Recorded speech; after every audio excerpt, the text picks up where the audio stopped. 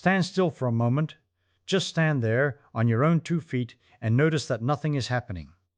The floor holds you up. Gravity holds you down. It feels like the most settled, boring situation in the world. Nothing to see here.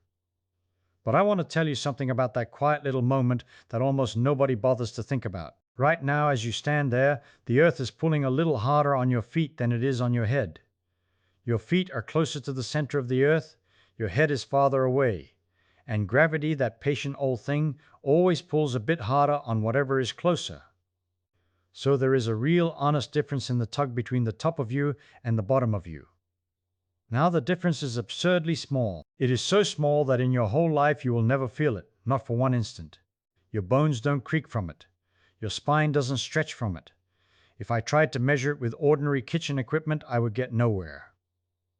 It is buried far below anything your body could ever notice. And so you go through your entire life being gently, invisibly stretched by the earth from your feet to your head, and you never once suspect it. That is the little true thing I want to start with. Hold on to it. Because it does not stay little everywhere in the universe. Let me put it plainly, the way I like to. Gravity gets weaker the farther away you are. That much you already know. Step onto a tall ladder and you weigh a hair less than you did on the ground. Not enough to matter, but a hair. So the rule is simple. Closer means stronger pull, farther means weaker pull. And your body is not a point. Your body has a top and a bottom. There is a distance between your feet and your head, roughly the height of you, and across that little distance the strength of gravity is not exactly the same at both ends. The bottom of you sits in slightly stronger gravity than the top of you. The universe is tugging on you unevenly all day long, and you go about your business none the wiser. We have a name for this uneven tugging. We call it a tidal force. And that is a funny name to use while you are standing in your kitchen, because it comes from the sea. It comes from the tides. So let me take you to the ocean for a minute, because the ocean already knows this trick, and once you see it there, you will see it everywhere. Look at the sea rising and falling twice a day all over the world. What is doing that? The moon, mostly. The moon hangs out there in the sky, and it pulls on the earth with its gravity. But here is the thing that matters. The moon does not pull on the whole earth equally.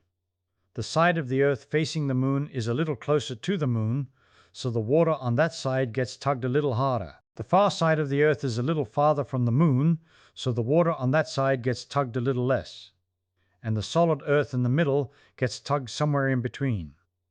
So the near water bulges toward the moon, and the far water is in a sense left behind, and it bulges away. You get two bulges, one on each side, and as the earth turns underneath them, your coastline swings through those bulges, and you get your high tide and your low tide. That whole grand rhythm of the seas, the thing that floats boats and strands fish and carves the shoreline, is nothing but gravity pulling a little harder on the near side than the far side. It is exactly the same idea as your feet and your head. It is a difference in pull across a distance. That is all a tide is, a difference. Now I want you to hold two pictures side by side. The moon stretching the oceans, and the earth stretching you, feet to head, by that unnoticeable little amount. They are the same phenomenon. The only reason the ocean's version is dramatic and yours is invisible is a matter of how much, not what kind. And that word, how much, is where the whole story lives. Because the amount of this stretching is not a fixed thing. It depends, and it depends in a way that is going to surprise you before we are done.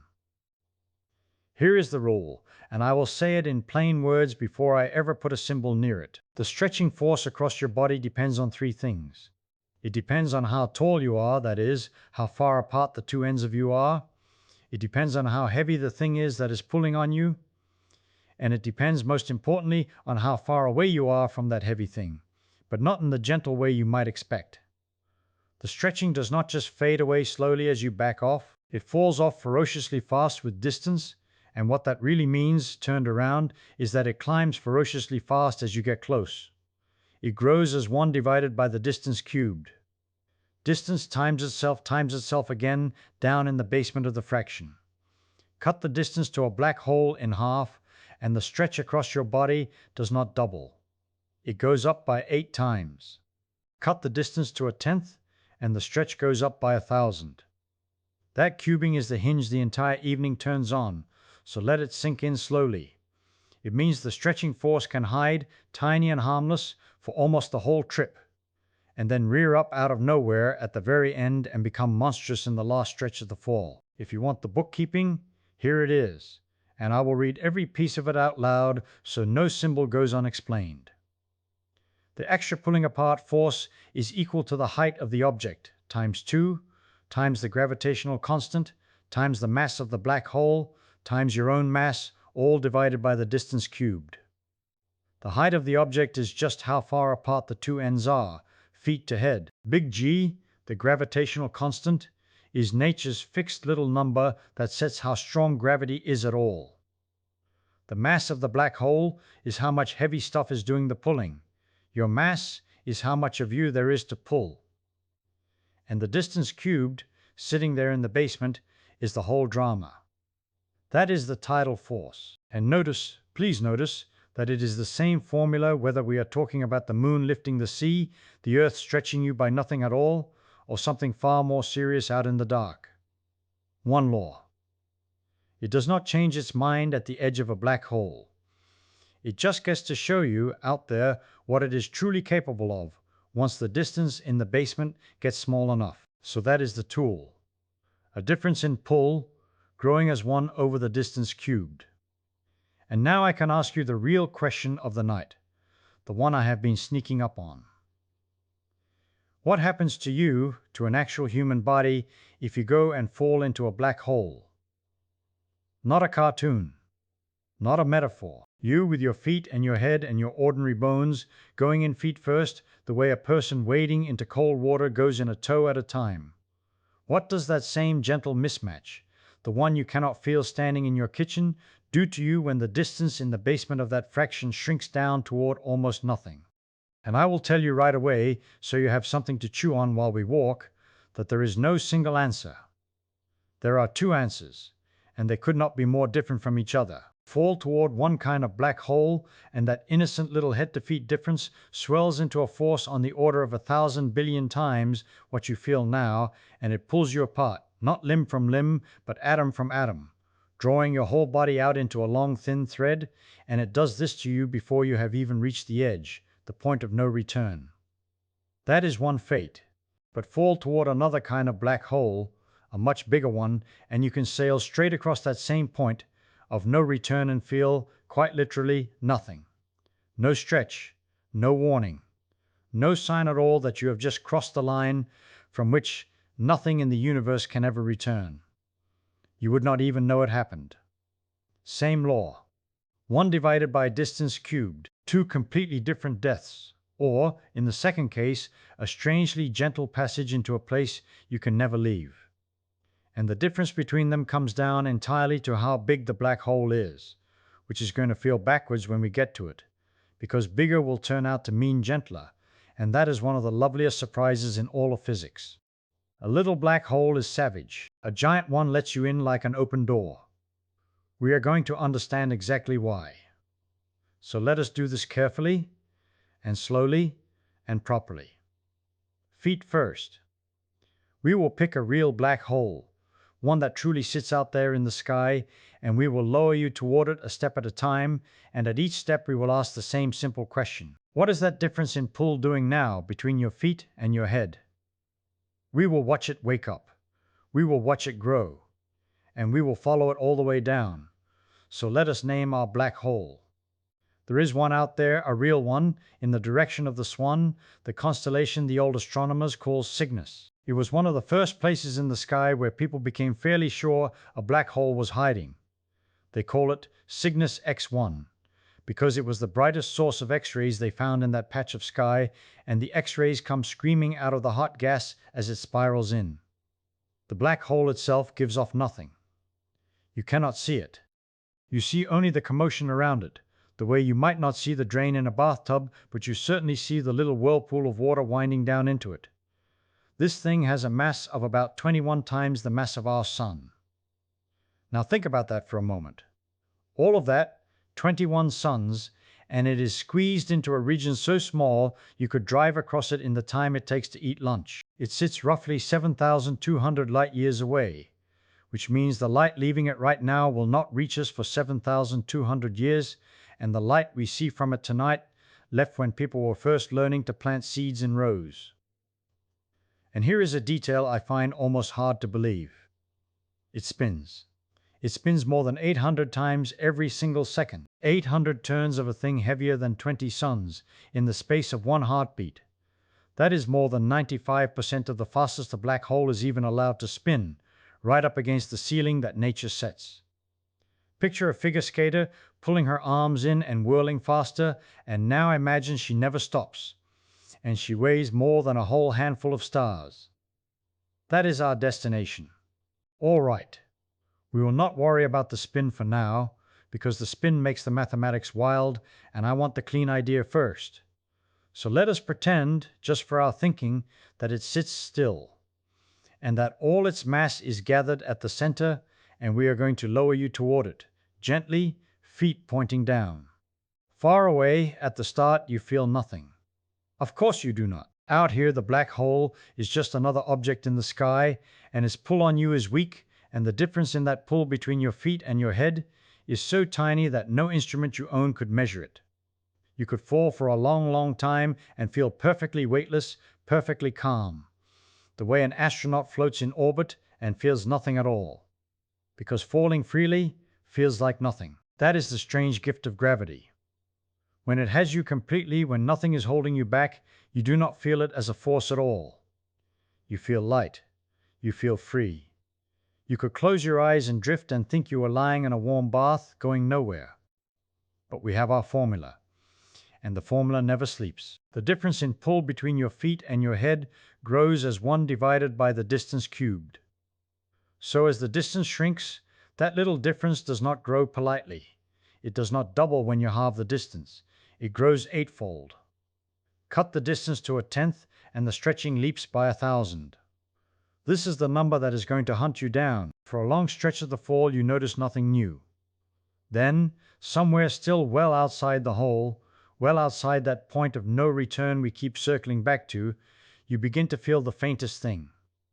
A gentle tug at your feet, as if the floor of an elevator were pressing up a touch harder than it should, while your head feels a whisper lighter. It is mild. If I told you it was the beginning of the end, you would laugh at me. It feels like nothing more than standing up too quickly. Give it a little more distance, though. Let the fall carry you closer, and remember 1 over distance cubed. So closer is not a little worse, closer is dramatically worse. Now the tug at your feet is a real pull. Your feet want to go down faster than your chest does. Your body begins very slightly to lengthen. Your spine feels a stretch the way you feel it in the morning when you reach both arms above your head and rise onto your toes. Pleasant, almost.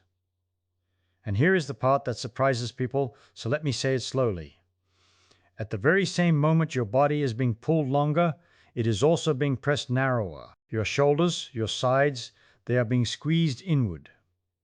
Why squeezed? Think about where the center of the black hole actually is. It is a single point beneath your feet. And gravity does not pull straight down in neat parallel lines the way we pretend it does in a classroom. It pulls toward that one point. So your left shoulder is pulled a little to the right toward the center line, and your right shoulder is pulled a little to the left toward that same center line. Both sides are being drawn toward the single thread that runs from the top of your head, down through your body, straight to the center of the hole, stretched long and pinched thin all at once, like a piece of dough a baker rolls between his hands into a thin breadstick, longer and thinner, longer and thinner. There is a name for this, and it is a slightly comic name for a deeply serious fate. We call it spaghettification. I did not invent that word, and I rather wish I had, because it is perfect. Stephen Hawking put it into his book back in 1988, the one he wrote to explain all of this to ordinary people, and he described an unlucky astronaut being stretched out like a piece of spaghetti as he fell in. The name stuck, because once you hear it, you can never forget the picture. You, the noodle, the universe, the rolling pin. Now let us not be gentle about where this goes, because the formula is not gentle. As you keep falling towards Cygnus X1, that difference in pull does not level off. It climbs, and it climbs faster the closer you get, and there is no floor to it, no place where it politely stops. The stretch that felt like a nice morning reach becomes a pull no bone can resist. Your feet are being hauled down so much harder than your waist that your body simply cannot hold itself together. It is not that something breaks you. It is that gravity itself, the same soft force that lets you float weightless a moment ago, is now pulling your two ends apart harder than the stuff you are made of can hold. And it does not stop at breaking you in two. Whatever piece is lower is always pulled harder than whatever piece is above it, because the lower piece is always a little closer, and 1 over distance cubed is merciless. So the top half tears from the bottom half, and then each half tears again, and each of those tears again, on, faster and faster as you fall. You are drawn out into a long, thin stream. A strand. The people who worked this out tell us that near a black hole of this size, a human body would be pulled into a string of particles kilometers long. Not a person anymore. A thread of your former atoms, and then not even that, drawn out finer and finer as it pours toward the center. Let me give you the number that lives near the end of this, because it is one of those numbers that does not feel real. Down near the event horizon of a black hole a few times the mass of our sun, the pull on your feet compared to the pull on your head does not differ by a few percent. It differs by something like 1,000 billion times. A 1 with 12 zeros after it. That is not a force you survive. That is not a force anything survives. Long before you ever reach the horizon, long before you reach that famous line of no return, you are already gone, already unmade, already spun out into that long bright thread of particles feeding the whirlpool. So sit with that for a moment, because it upends the story we usually tell. We imagine the horrifying part of a black hole is the horizon, the edge, the point of no return, the place where you cross over and cannot come back. But for a small black hole like this one, the horizon is not where you die. You die well before it. The horizon, if anything, would be a mercy you never lived to see. The killing is done out in the open, in the bright falling gas, kilometers above the edge, by nothing more exotic than the plain old difference between here and slightly closer than here. The same difference that, right now, tonight, is pulling ever so faintly harder on your feet than on your head and doing nothing at all. That is the small door. That is the savage one. Hold that picture. The thread. The rolling pin. The 1,000 billion. Because I promised you something backwards, and now we go and find it. We are going to leave this little swan hole behind, and we are going to go looking for something enormously, absurdly larger, and we are going to walk you feet first straight at it, and I am going to tell you that you will feel nothing. Nothing at all. And I am going to have to prove it, because after everything I have just described, you have every right not to believe me. So let us do it properly. Let us build the big one the way we built the little one, brick by patient brick, and let us see where the mercy comes from. It is hiding, I promise you, right there in that inverse cube law we wrote on the board, the very same law that tore you into thread out over the swan. Same law. Same feet. Same head. Nothing new added. And yet the ending will be so different you will think I have cheated somewhere. I have not. Watch my hands the whole time. The thing we are going to fall into now has a name. Sagittarius A star, we call it. The little star at the heart of the archer, though it is no star at all. It sits at the very center of our own galaxy, at the hub of that great wheel of 100 billion suns that you can see smeared across a dark summer sky as a faint river of milk. It is far. It is about 27,000 light years away, which means the light leaving it now will not reach your grandchildren, nor theirs again, for the better part of 30,000 years. And its heart is heavy. Not 21 suns like our little swan, not 100, not 1,000. Its mass is about 4.3 million suns, all of it collapsed down into one dark, silent knot of gravity. 4.3 million. Say that number slowly and let it be absurd. If you took our sun, this enormous furnace that holds 9 planets on their leashes and weighs 1/3 of a million Earths, and you poured 4 million of those in, one after another, into a single grave, you would have the mass of the thing we are now walking toward. For a long time, we only guessed it was there. We watched the stars near the galaxy's center, and we saw them whipping around something we could not see, swinging on tight, fast orbits around a hole of pure darkness, the way you might watch leaves circling a drain you cannot see under the water. Whatever they were orbiting was small, and it was black, and it was monstrously heavy. There was only one honest thing it could be. And then, not so long ago, on the 12th of May in the year 2022, a great collaboration of astronomers did something I would have called impossible in my own lecturing days. They took 8 radio observatories scattered all across the face of the Earth, from mountaintop to mountaintop, and they linked them together so that the whole spinning planet became in effect one single eye as wide as the world. And with that eye patiently stitching together radio whispers recorded back in the April of 2017, they made a picture. An actual picture. A ring of light, a warm bright circle with a round pool of darkness inside it, and that darkness was the shadow of Sagittarius A star itself. The first time human beings had ever looked directly at the doorway we are now about to step through. I find that lovely. We drew the master's portrait before we ever sent anyone to meet it. Now, here is where you must keep your wits, because this is the turn I promised, and it lives entirely in one word. Size. Not the mass, though the mass is what makes the size. The size. How big crosses the door? Remember our little swan hole. 21 suns of mass and its point of no return, that spherical edge we call the horizon, was a sphere of just under 2 miles across in radius. 2 miles. You could walk the radius of that horizon in the time it takes to boil a stew, if walking on such a thing were a sensible idea, which it is not. A small door. A tight, mean little circle. And you remember what a tight little circle does. It packs all that curving of space into a cramped space, and so when you get down close to the edge, the difference between your feet and your head, over just the height of a person, has already become that 1,000 billion. The rolling pin. The savage one. But Sagittarius A star does not have a horizon 2 miles across.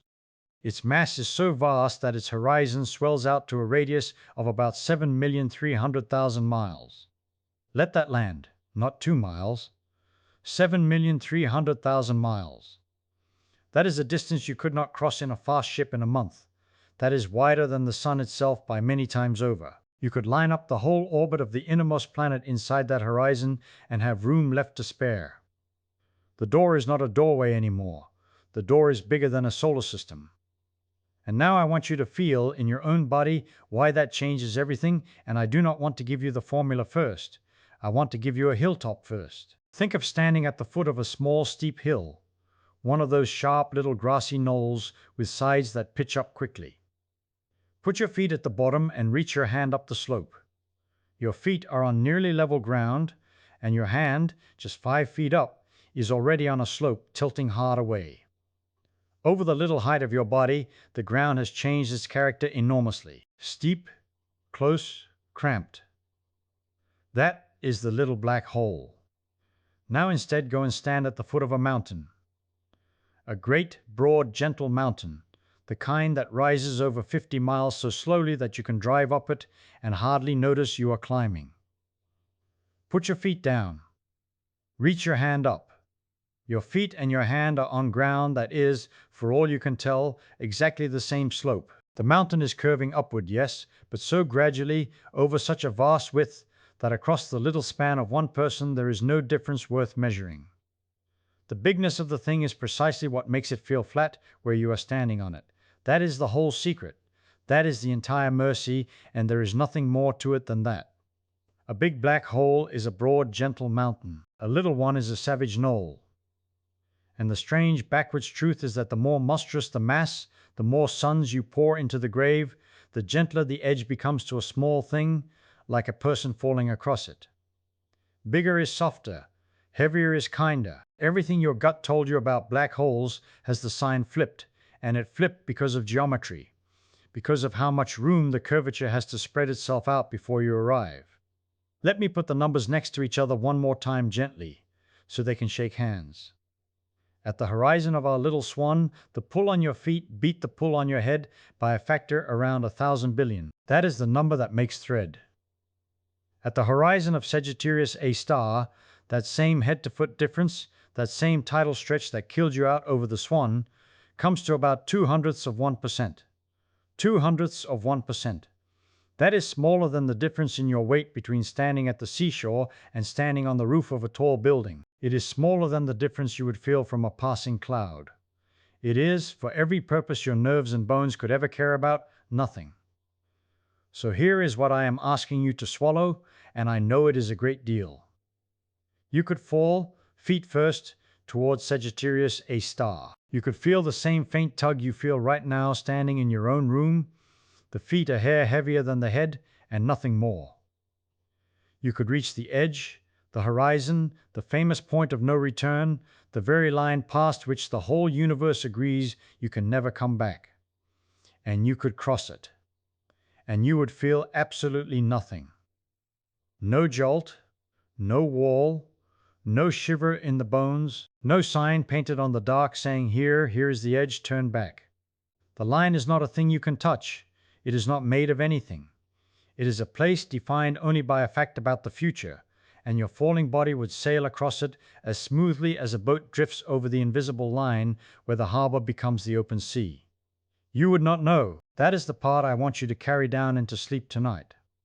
You could pass the most important boundary in the whole of physics, the one line in all of nature that truly cannot be uncrossed, and there would be no announcement, no ceremony, no pain, no click of a latch behind you. Just the same soft falling you had a moment before, the stars still wheeling around you, your own 2 feet leading the way into the dark. The little door kills you 1,000 miles out in the bright screaming gas. The great door lets you through its threshold like a held open coat, so quietly that you would swear right up to the last that nothing at all had happened. But something has happened. Oh, something enormous has happened, and the fact that you cannot feel it is exactly what makes it so strange, and so we have 2 more things to look at, and they are the 2 most peculiar of all. Because while you drift there, feeling nothing, calm, unhurt, still breathing, still counting the seconds on your own wristwatch, as if you were falling through nothing more sinister than an autumn afternoon, there is a friend, far away, watching you through a telescope. And your friend is not seeing what you are living. Not at all. Your friend is seeing something that will make your skin crawl, and it does not match your afternoon in the slightest, and both of you, I have to tell you, are completely right.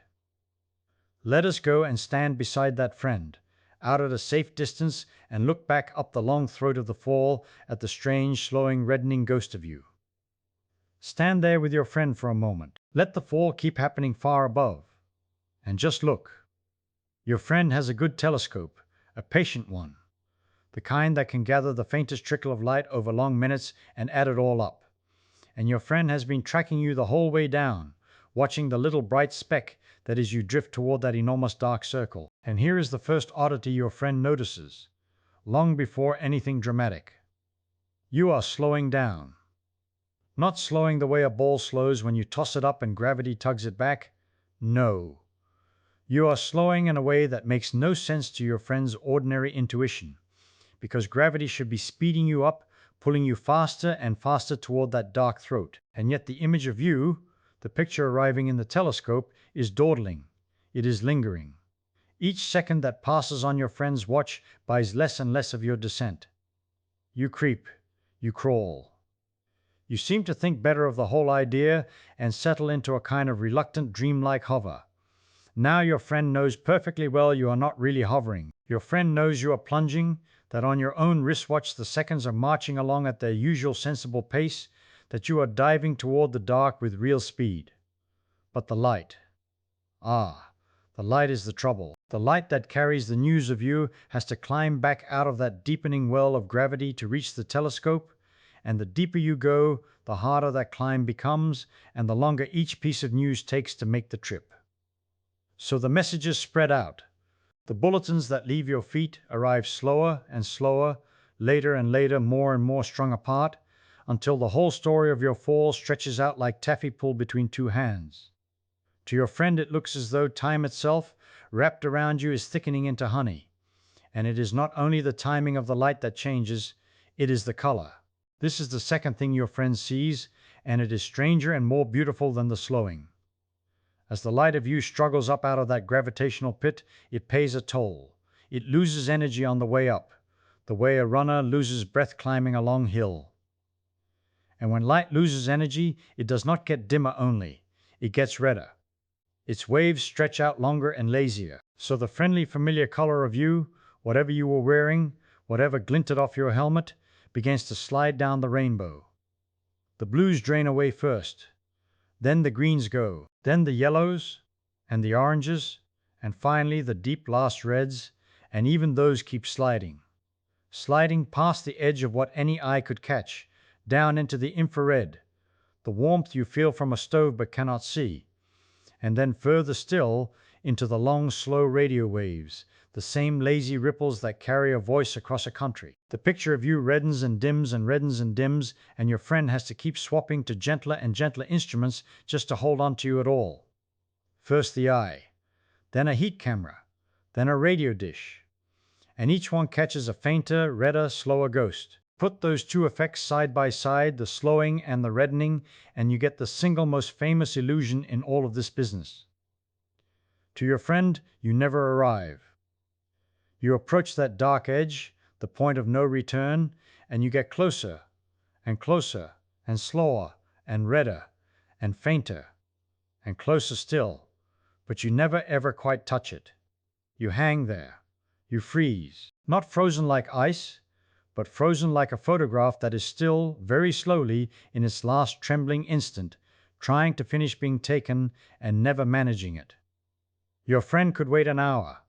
Your friend could wait a year. Your friend's grandchildren could inherit the telescope and take up the watch, and there you would still be, an unimaginably faint smear of radio warmth, pressed against the edge of the dark, dimmer every century but never gone, never crossing, held there for what the mathematics insists is literally forever. From the outside, from far away, it takes an infinite amount of the outside world's time for you to reach that edge. Infinite. Which is a fancy way of saying it simply never happens, as far as your friend can ever tell. Now, that ought to bother you. It ought to bother you a great deal, because you were there. You know what happened to you. You did not hang at the edge for 1,000 years, slowly turning the color of a dying ember. You fell in. You felt your own seconds tick by 1, 2, 3 ordinary seconds, and you sailed across that edge and kept right on going, calm as an autumn afternoon, exactly as I told you before. So which is it? Did you cross, or did you not? Did it take 3 heartbeats, or did it take longer than the age of the stars? And the answer, the wonderful and maddening answer, is both. Both are true. There is no contradiction, though it feels like there must be. The trick is that there is no single muster clock hung up on the wall of the universe that everyone reads together. There is your clock, riding down with you, keeping what we call your own proper time, the honest running tally of your own experience. And there is your friend's clock, far away, keeping your friend's time. And gravity, this deep, warps the relationship between those two clocks so violently that they can no longer be made to agree on a simple thing like when. Your 3 seconds and your friend's forever are measuring the very same journey, and both measurements are correct, and there is no umpire who can overrule either one. Your friend is not seeing an illusion in the sense of a mistake. That frozen reddening ghost really is the honest picture the universe delivers to the outside.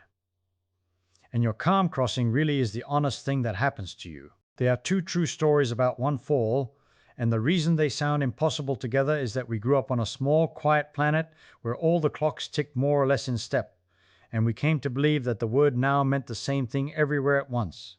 It does not. It never did. It just took a black hole to make the disagreement large enough to see. I want you to sit with how gentle your side of it is, because it is easy to lose in all the drama of the frozen ghost. On your wristwatch, nothing has torn the fabric of the afternoon. You looked down at that dark edge as you approached, and here is another quiet surprise. You did not even see a surface there. There is no wall at the edge of a black hole. There is no membrane, no shimmering skin, no line painted on the dark that says cross here. The edge, The point of no return is not a thing made of stuff. It is a place defined entirely by a fact about the future, and the fact is simply this. Inside it, every road leads down. That is all it is. It is the last place from which any road still leads back out. Stand one step outside it, and with a powerful enough rocket, you could still climb away, still turn the afternoon around, still go home. Step one pace further in, and there is no rocket in any dream of engineering, no engine we could imagine, no burst of power, however furious, that points down any road but inward. And yet as you drift across that fateful pace, your eyes report nothing. No flash, no bump, no chime. The most important boundary you will ever cross in your existence goes by without so much as a whisper, and the only way you would ever know you had crossed it is by reasoning, by working it out in your head, the way you might realize watching a river that somewhere back upstream you passed the exact spot where the water stopped being able to flow back to the mountain and committed itself, finally to the sea. So let us do that reasoning together, because now we have to ask the hard question. You have crossed. You feel fine. Your friend far away has already given up on the eye and the heat camera and is nursing you along as a fading whisper on the radio dish, convinced you are still hanging up there at the edge, slowly turning to nothing. But you know better. You are inside. And the question that any sensible falling person would now ask, gripping the arms of the seat, is the most natural question in the world. Fine. I am in. Now, how long do I have? And can I do anything at all, to make it last? Can I fight this? Can I fire my rockets and buy myself even one more minute of afternoon? Let us take that question seriously, the way a good engineer would, and let us find out whether the most desperate, most clever piloting in the history of flying can win you a single extra breath, or whether, past that silent unmarked line, all your cleverness has quietly, completely run out of anywhere to push. Now let us think about what firing a rocket actually does for you when you are still outside, when you are still an ordinary traveler in ordinary space, because you have to understand the good case before you can understand the strange one. Out here, in the flat, comfortable part of the universe, a rocket is a wonderful thing. You point it away from where you do not want to go, you let the fire pour out the back, and you feel yourself pressed into the seat, and the trouble you are falling toward slides away beneath you. That is the whole idea of flying. There is always a direction called away.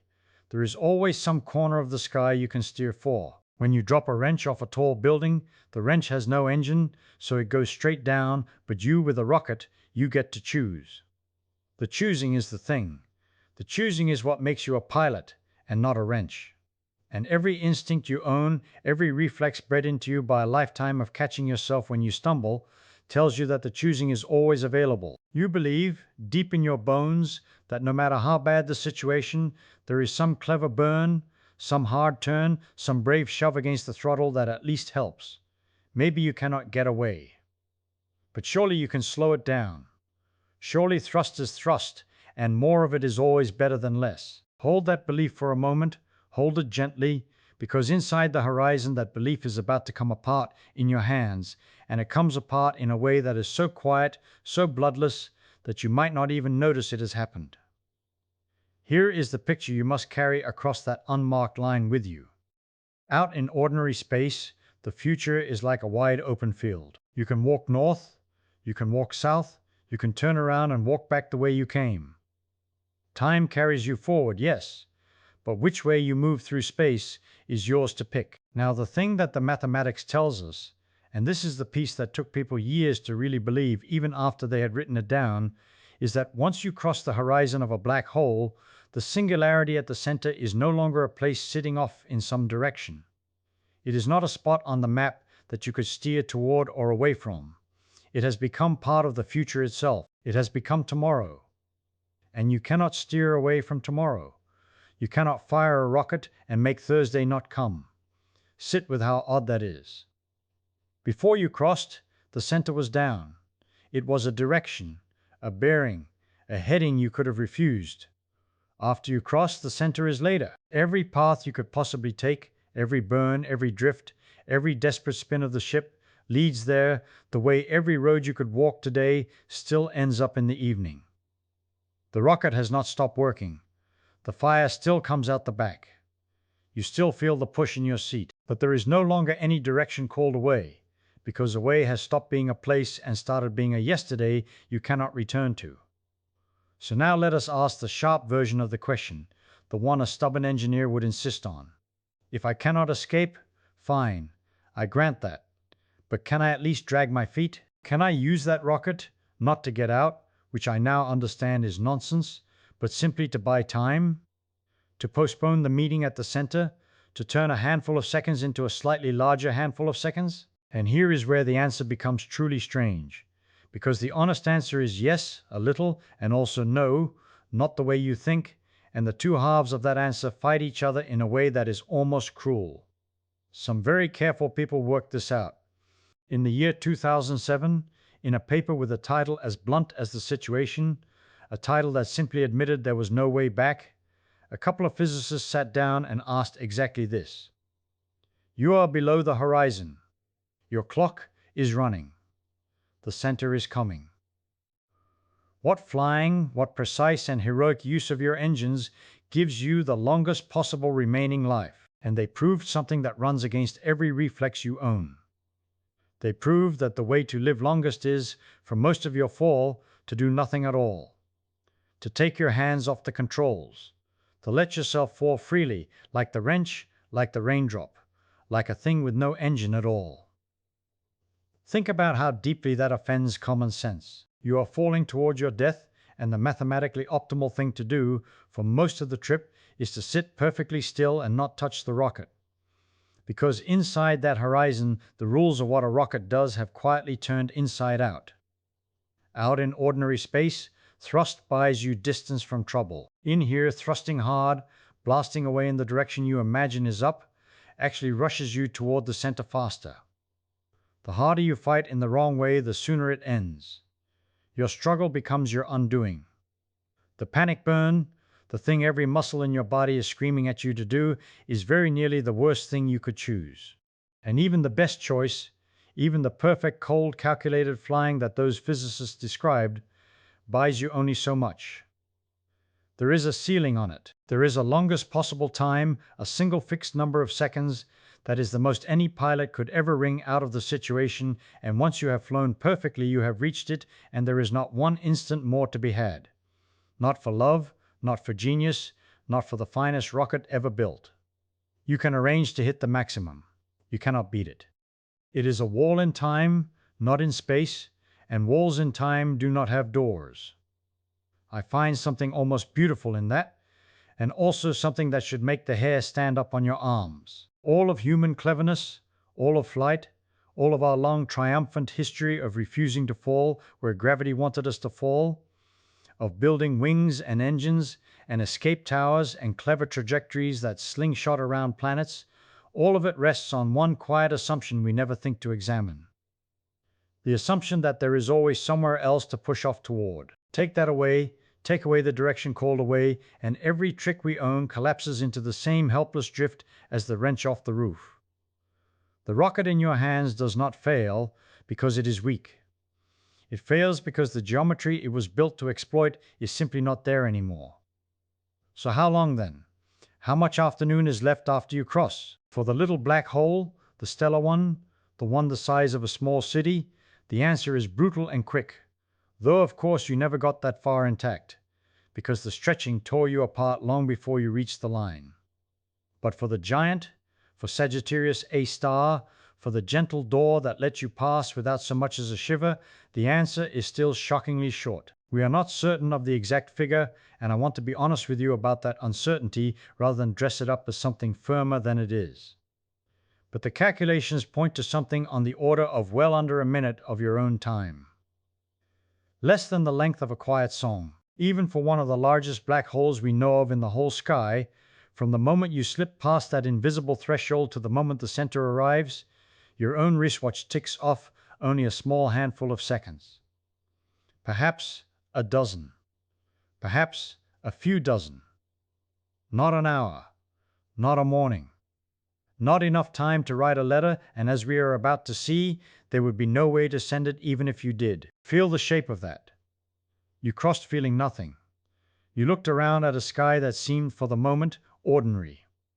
You had time to notice you were fine, time to feel relief, time to be a little proud of having survived the thing everyone said would kill you. And then, in less time than it takes to soft-boil an egg, the future you cannot steer away from arrives and gathers you in. The gentleness of the door said nothing whatever about the shortness of the hallway behind it. A large enough black hole lets you in like a butler holding the door, with a small bow without a word, and then the house beyond that door is very, very small, and you have very little time to walk its length. And here is the thing that I think is the loneliest fact in all of physics, and I want us to walk right up to it slowly, because it is the natural next question, the one your friend far away would ask the instant they understood you had really gone in. You have crossed. You are alive. For the moment. You are seeing something no eye in the history of the universe has ever seen from the inside and lived beside. You are, for these few borrowed seconds, the most privileged observer who has ever existed, sitting in the one seat nobody ever comes back from. And every instinct of a curious creature, every instinct that made us climb down into caves and sail past the edge of the map and point our telescopes at the dark, screams the same thing. Tell someone. Write it down. Send it home. Get the news out. That is what we do. We find something astonishing and we run to tell the others, so that the knowing does not die with us. So let us follow you into those final seconds and ask the last hard question, the one about the message. And let us find out whether anything at all that you learn in there, any word, any whisper, any faint radio sigh aimed back the way you came, can ever climb back up and out to the waiting universe that let you go. So here you are, drifting inward, the great dark below you and behind you, and now, in some strange way, all around you, and you decide to do the natural thing. You reach for your radio. You have a good radio. Let us be generous and give you the finest transmitter ever built, a beam of pure light aimed straight back the way you came, back toward the little blue speck where the others are waiting. You point it up, if up still means anything, and you send. You send everything. What the tides felt like. What the light did as it fell with you. The color of the dark. You pour it all into that beam and you let it fly. And here is the thing you must understand about that beam. It is not that it is too weak. It is not that your battery runs low, or your aim wobbles, or the signal fades with distance the way a shout fades across a field. None of the ordinary reasons apply. The trouble is far deeper and far stranger than any of that. The trouble is that inside the horizon there is no direction that points out. The light you send does not go the wrong way. There is no right way for it to go. Every path that light can take, every single one, leads deeper in. You aim your beam at the sky, and the sky itself has been folded under you. The light leaves your transmitter at the speed light always travels, the same speed it has everywhere in the universe, that stubborn 186,000 miles every second, and it races outward with all the honest effort a beam of light can make, and it still falls inward. It cannot help it. The road it runs on runs the other way. I want you to feel how odd that is, because it is easy to say and hard to hold in the mind. Think of a fish in a river. A strong river, faster than the fish can swim. The fish turns and points itself upstream and kicks with everything it has, and to the fish it feels like swimming forward, like making progress, like fighting the good fight. But to a heron standing on the bank, the fish is going backward. The water carries it down faster than it can climb. Now that is a good picture, and it is almost right, but it is too kind, because a faster fish could win. A stronger swimmer could beat that river. Inside the horizon there is no swimmer strong enough, because the thing being carried downstream is light itself, and nothing in all of nature swims faster than light. When the river runs faster than light, the fastest thing there is still loses. And so your message loses. It does not travel slowly outward. It travels inward, with you, toward the same place you are going. There is a beautiful and terrible symmetry in that, if you sit with it. On the outside, remember what your friend saw. Your friend saw your light climb up out of the deep well, losing its strength as it climbed. sliding from yellow to orange to red to the long lazy waves of the infrared and then the radio, growing tired, growing faint, stretching thinner and thinner until it lay down at the horizon and seemed to sleep there forever. That was light struggling up and barely, just barely, making it out, paying a fearful toll of its own energy for every foot it rose. Now cross the line, just cross it, one step, and the toll becomes infinite. The climb becomes not merely expensive, but impossible. The light that could crawl out from a hair above the horizon cannot crawl out from a hair below it, no matter what you do, no matter how you aim, no matter how much power you pour into it. That thin surface, that place where nothing seems to move, is the exact boundary between a message that can someday be read and a message that can never ever be sent. And you have stepped past it feet first, and you did not even feel the step. So the last privilege turns out to be a lonely one. You are the observer in the seat nobody returns from, and now we see the full price of that seat. It is not only that your body cannot return, it is that not one bit of what you learn can return. Not a photograph, not a number, not a single yes or no. The universe handed you the one ticket to see the inside, and in the very same motion it sealed the envelope so that nothing you write can be delivered. You may know things in there that no one outside will ever know, and knowing them changes nothing out there, because knowledge that cannot be shared is, for the rest of the world, exactly the same as knowledge that was never found. The others will go on wondering. Your silence will look from the outside precisely like the silence of someone who learnt nothing at all. I find I cannot leave that alone without turning it over once more, because there is a temptation here, and it is the temptation of the clever. Somebody always says, but what if I do not send the message straight out? What if I am cunning? What if I bounce it? What if I aim my beam sideways, or backward, or I set up mirrors, or I use some particle we have not thought of, something faster, something sneakier, some trick of the new physics we have not discovered yet? And I have a great sympathy for that voice, because it is the voice of the whole enterprise, the refusal to take no for an answer, and it has served us magnificently over the centuries. But here it meets a wall of a kind it has never met before. The wall is not made of ignorance. It is not that we have not yet found the clever trick. It is that the geometry itself, the shape of space and time in that place, has removed the direction you would need to be clever in. You cannot bounce a signal to a place that does not exist in your future, and every place outside the hole has been moved out of your future entirely. It is not behind a locked door. The door and the wall and the hole outside have been rotated out of the set of tomorrows available to you. Being clever cannot help, because cleverness needs somewhere to go, and there is nowhere left that leads out.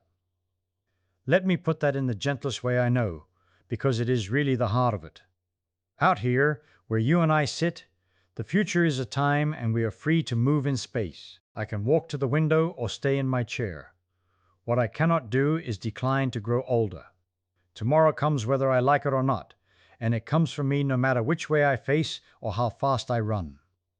Now here is the whole strange truth of the inside of a black hole in one sentence. In there, the center, the singularity, has become like tomorrow. It is not a place off in some direction that you might steer around or send a note past. It has become a moment in your future, as certain and as unavoidable as tomorrow is for us.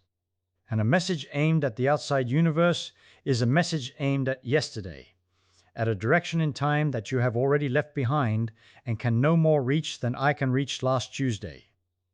That is why the radio fails. Not weak signal. Wrong kind of impossible. You are asking light to travel into the past, and even light, that most obliging and reliable of all things, cannot do that for you. So what does the curious creature do? Faced with that, I think honestly that the curious creature keeps looking anyway. I think you keep your eyes open all the way down, because the seeing was never really for the others. Not entirely, even though we tell ourselves it is. There is a part of wanting to know that is pure, that wants the knowing for its own sake, that would still climb down into the cave even if it could never come up to describe it. And in there, in the one place where the telling is forbidden, that pure part is all you have left. You look because looking is what you are. You measure the tides on your own arms and legs. You watch the last of the starlight do whatever it is going to do. You keep the ledger of the universe right up until the pencil and the hand and the ledger itself are drawn into the strand. It will never be published. It cannot be. And still, for a handful of seconds, somewhere inside the dark, the universe is being watched from the one seat it never meant to be watched from, by you. And that watching is real even though it is secret. Even though it dies with you. Even though the waiting world will never hear a word of it. And now, having gone all the way in, all the way to the place past which no news travels, I want to gather ourselves and climb back out. Not out of the hole, for you cannot, but out of the story, back up the long chain of ideas that brought us here, so that we can look once more at the whole thing from the top. Because we started somewhere very small and very quiet. We started with the plain fact that as you stand there right now, on your own 2 feet, the ground is pulling a shade harder on your soles than on the crown of your head. That was the whole seed of it.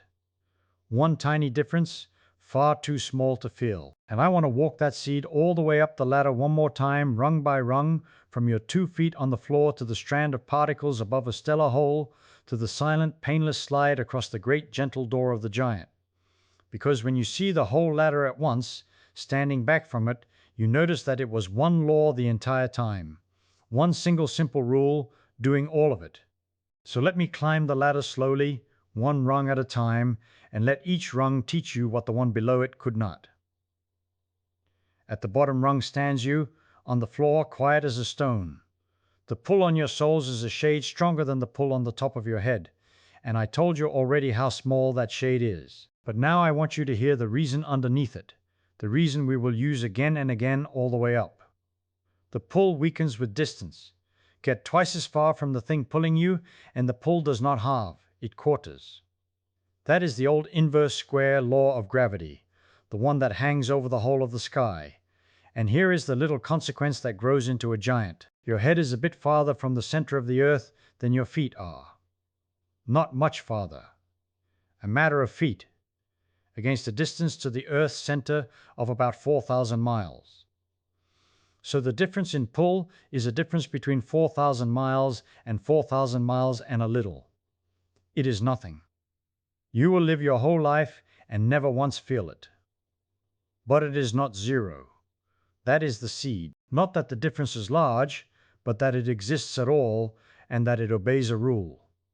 Now step up one rung. Take that same difference, that same head against feet business, and ask how it behaves as you march the whole body in toward the center of things.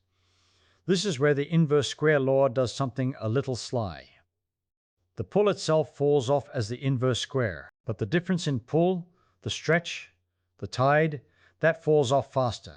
It falls off as the inverse cube.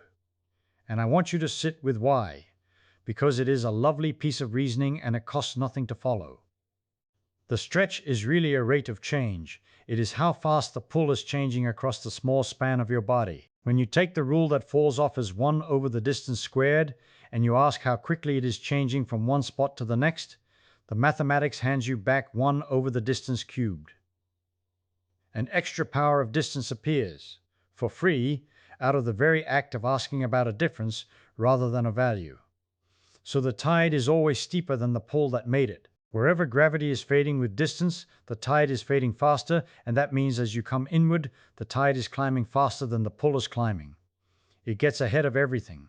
It is the impatient one in the family. That single fact, that the stretch runs on the inverse cube while the pull runs on the inverse square, is the whole difference between a peaceful life on the floor and a terrible death above a small hole. It is not a new law. It is the same law, asked a slightly different question. And I find that beautiful in a quiet way, that you do not need a second rule for the violence. The violence was folded inside the gentle rule the whole time, waiting for you to come close enough to unfold it. Now let us climb again, past the floor, past the small differences, out to the strand of particles hanging in the dark above the stellar hole. Remember what happened there.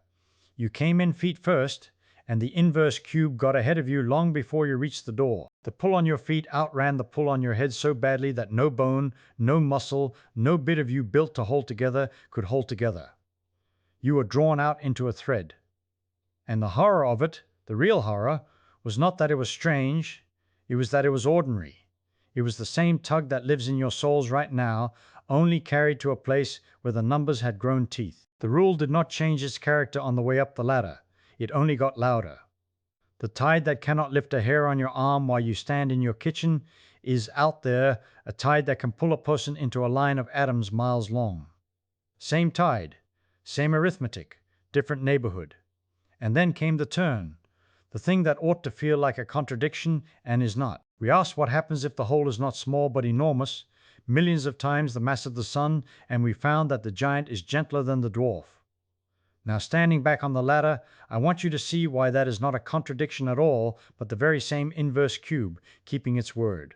The tide depends on two things pulling against each other. It grows with the mass of the hole, yes, but it falls with the cube of your distance from the center. And here is the sly part, the part worth staying awake for one more minute to catch. When you make a black hole more massive, you push its door, its horizon, farther out from the center.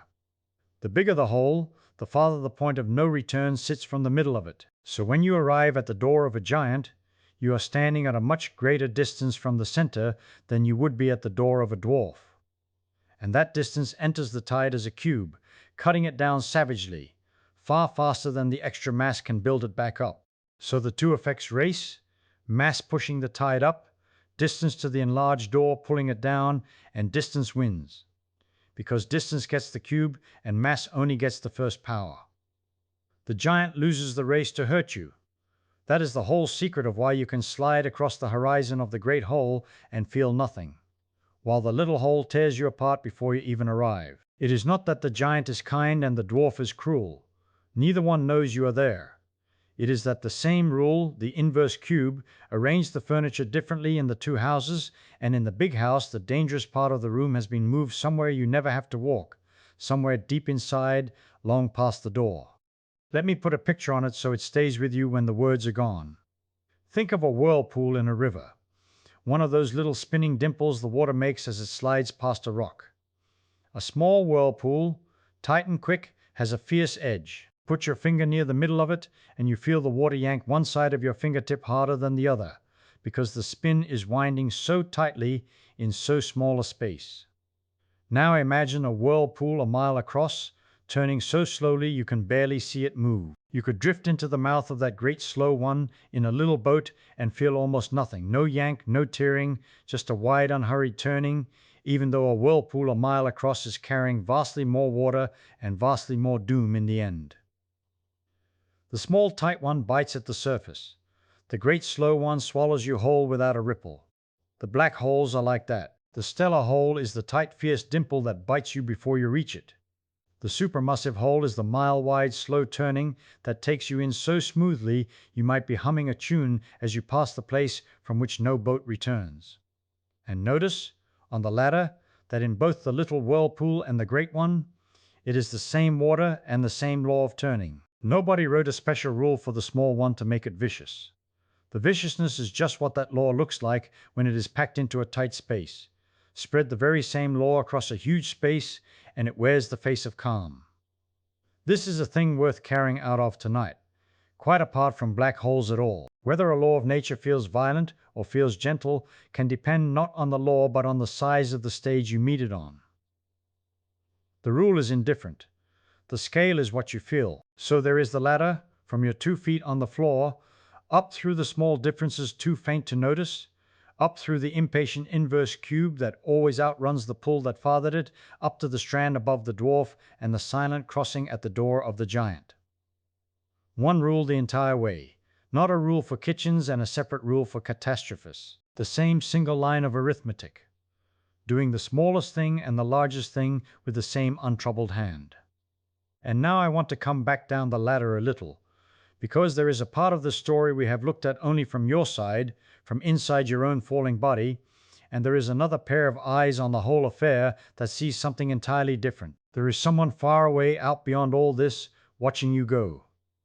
And what that watcher sees does not match what you feel, not even slightly, and the mismatch between those two truthful accounts is one of the strangest and most gentle puzzles in all of it. So let us go and stand beside that distant watcher for a while and look back at you, small and falling, and ask what a faithful telescope, pointed patiently at a person going into the dark, would actually show. So picture this watcher for a moment. Not a scientist bent over instruments, nothing so busy as that. Just a patient soul, sitting a comfortable distance away, well outside all the trouble, holding a very good telescope and pointing it steadily at the place where you went in. This watcher has all the time in the world. And that, as it turns out, is exactly the trouble. Because time is the thing that is about to behave in a way that would make anyone rub their eyes and check the lens for a smudge. At first there is nothing strange at all. You are falling, and the watcher sees you falling, and it looks like any falling thing looks. A person getting smaller, dropping toward the dark, the way a coin drops down a well. If the watcher glances away and glances back, you have moved along, further down, just as expected. For a good long while the picture is perfectly ordinary, perfectly obedient, and if that were the whole of it, there would be nothing here worth staying up to hear. But as you get closer to that final surface, the point of no return, the watcher begins to notice that something has gone soft in the picture. You are slowing down. Not because you have hit anything, not because you have put on the brakes. There is nothing out there to push against, no wall, no cushion, no thickening of the air, because there is no air. And yet the watcher, staring through the glass, sees your fall, losing its hurry. The coin down the well is somehow taking longer to reach the water than any coin ever should. And it keeps slowing. The nearer your image creeps to that surface, the more reluctant it becomes, as though you were wading into something heavier than water. Something like cold honey, something like a dream where you run and the doorway never comes closer. The watcher measures the last little distance you have left to cover, and finds that you are covering it more and more grudgingly, taking longer and longer over each smaller and smaller step, as if the last stretch of your journey had been quietly stretched out into forever. Here is the thing the watcher cannot shake.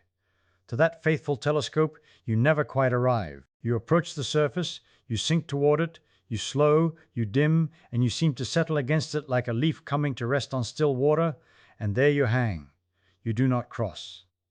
Not while the watcher watches. Not in an afternoon, not in a lifetime, not in the lifetime of the watcher's grandchildren, not, if you push the idea all the way to its end, in any finite stretch of the watcher's time at all.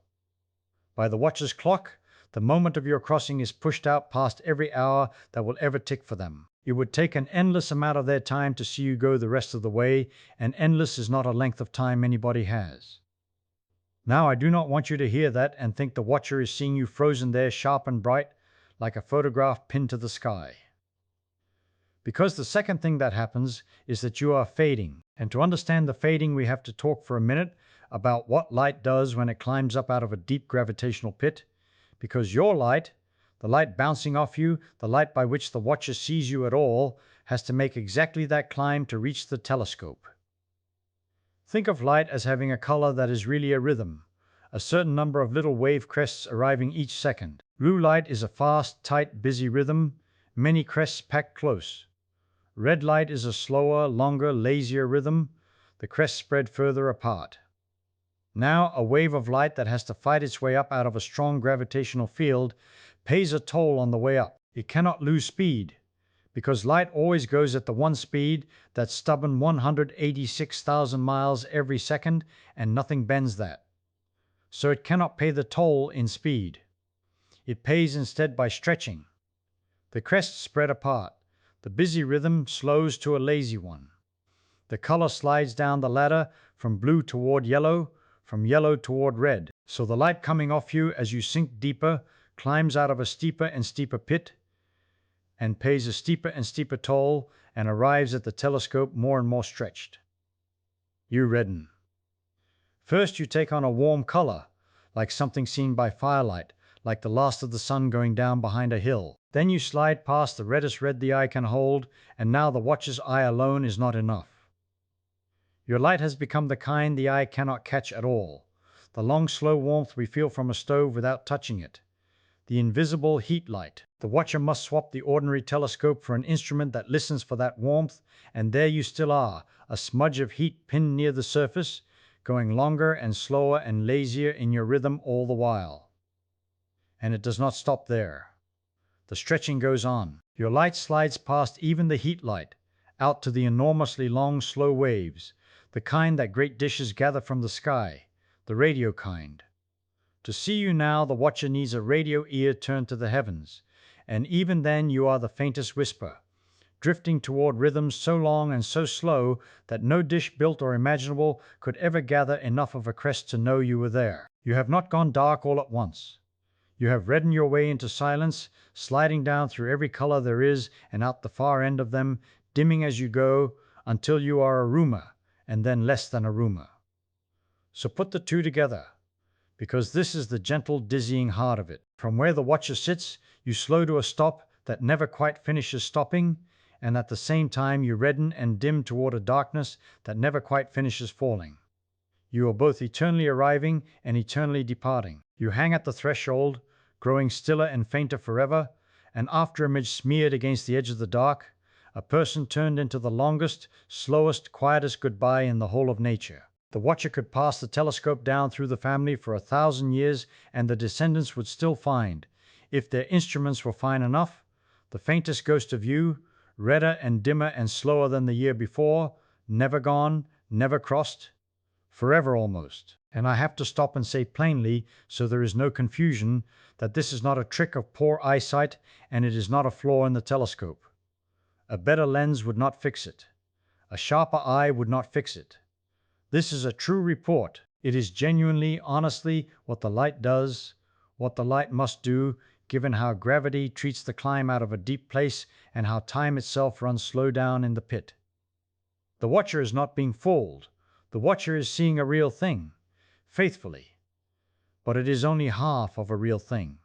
Because remember whose story this is. Remember that all this while, inside the falling body, there is you, with your own eyes and your own watch on your own wrist, and I have already told you what your afternoon feels like at the door of the giant.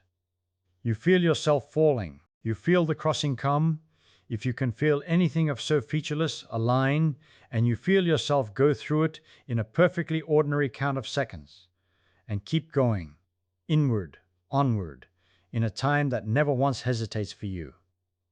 Your watch does not slow. Your heart does not hang. Nothing about your afternoon takes forever. To you, the crossing is a moment like any moment, already behind you, already done, while to the watcher it is a thing that has not happened and will never quite happen at all. And there is the puzzle, laid out in the open. Two honest witnesses. One of them, far away, swears you never crossed, that you are still out there, reddening toward silence, hung on the threshold for all of time. The other, yourself, knows perfectly well that you crossed a while ago and are now somewhere the far witness cannot even point to. Both accounts are correct. Neither one is lying, neither one is confused. They simply do not and cannot agree, because time is not the single shared river we all imagined it to be, one current carrying everybody along together. Time is more private than that. It is something each of you carries close, a clock kept in the pocket, running at its own honest rate, set by where you are and how deep in the pit you have gone. The watcher's pocket clock and your pocket clock told the truth all along.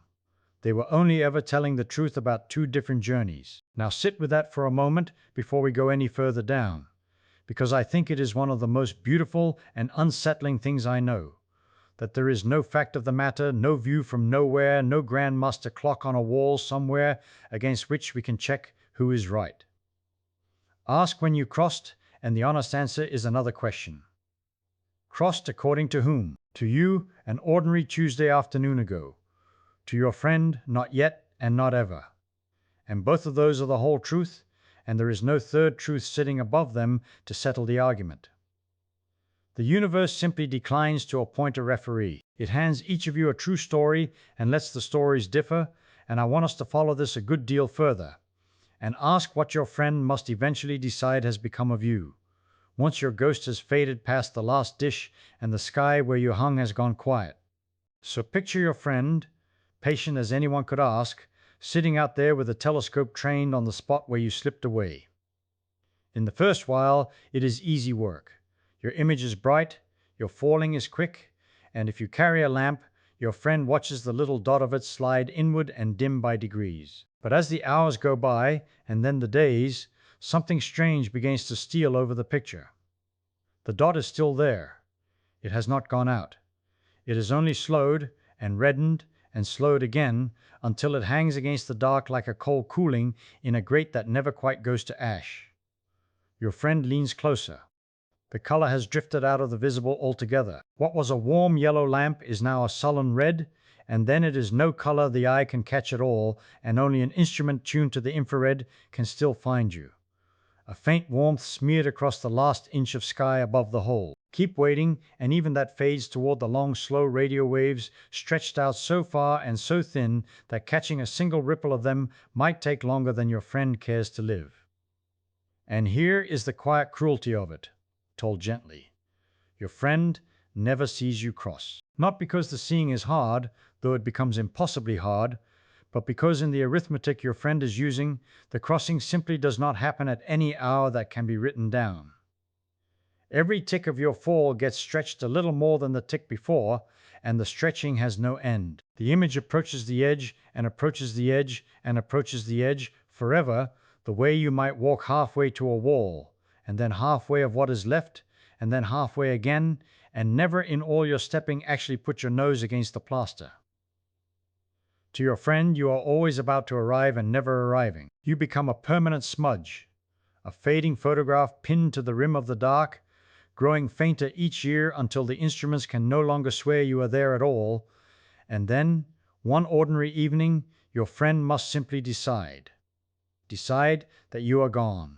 Not because anything was seen to end, but because nothing more can be seen, and a person cannot keep a vigil forever over a stain of cooling radio light that grows dimmer than the hum of the sky itself. Your friend closes the dome and goes home and calls you lost. And your friend is not wrong to do it. That is the honest end of that story, the only end that story can have. But you felt none of this. While your image was busy freezing on the rim for your friend's benefit, dragging itself out into a slow, red eternity, your own wristwatch never so much as stuttered. Tick, tick, tick, plain seconds, the same seconds you have counted your whole life. You did not feel yourself slow down, because from where you sat, you did not slow down. You did not watch your own light redden, because your own light, leaving your own lamp and reaching your own eye, had no great gulf of gravity to climb across on the way. The redshift, the freezing, the endless approach, all of that is something that happens to the message on its long climb up and out, not to the moment down where you actually are. Down where you are, the moment is crisp and ordinary and brief. You cross the line your friend will never see you cross, and you crossed it on a Tuesday, in an afternoon, in a handful of heartbeats, and the crossing had no fanfare to it at all. No wall, no membrane, no shutter, no sign hung in space reading here is the edge of the world. If it is one of the great gentle holes we spoke of, you might pass the point of no return in the middle of a yawn and be none the wiser. Let us go there with you, past that unmarked line, and ask the thing everyone wants to ask and no one quite dares.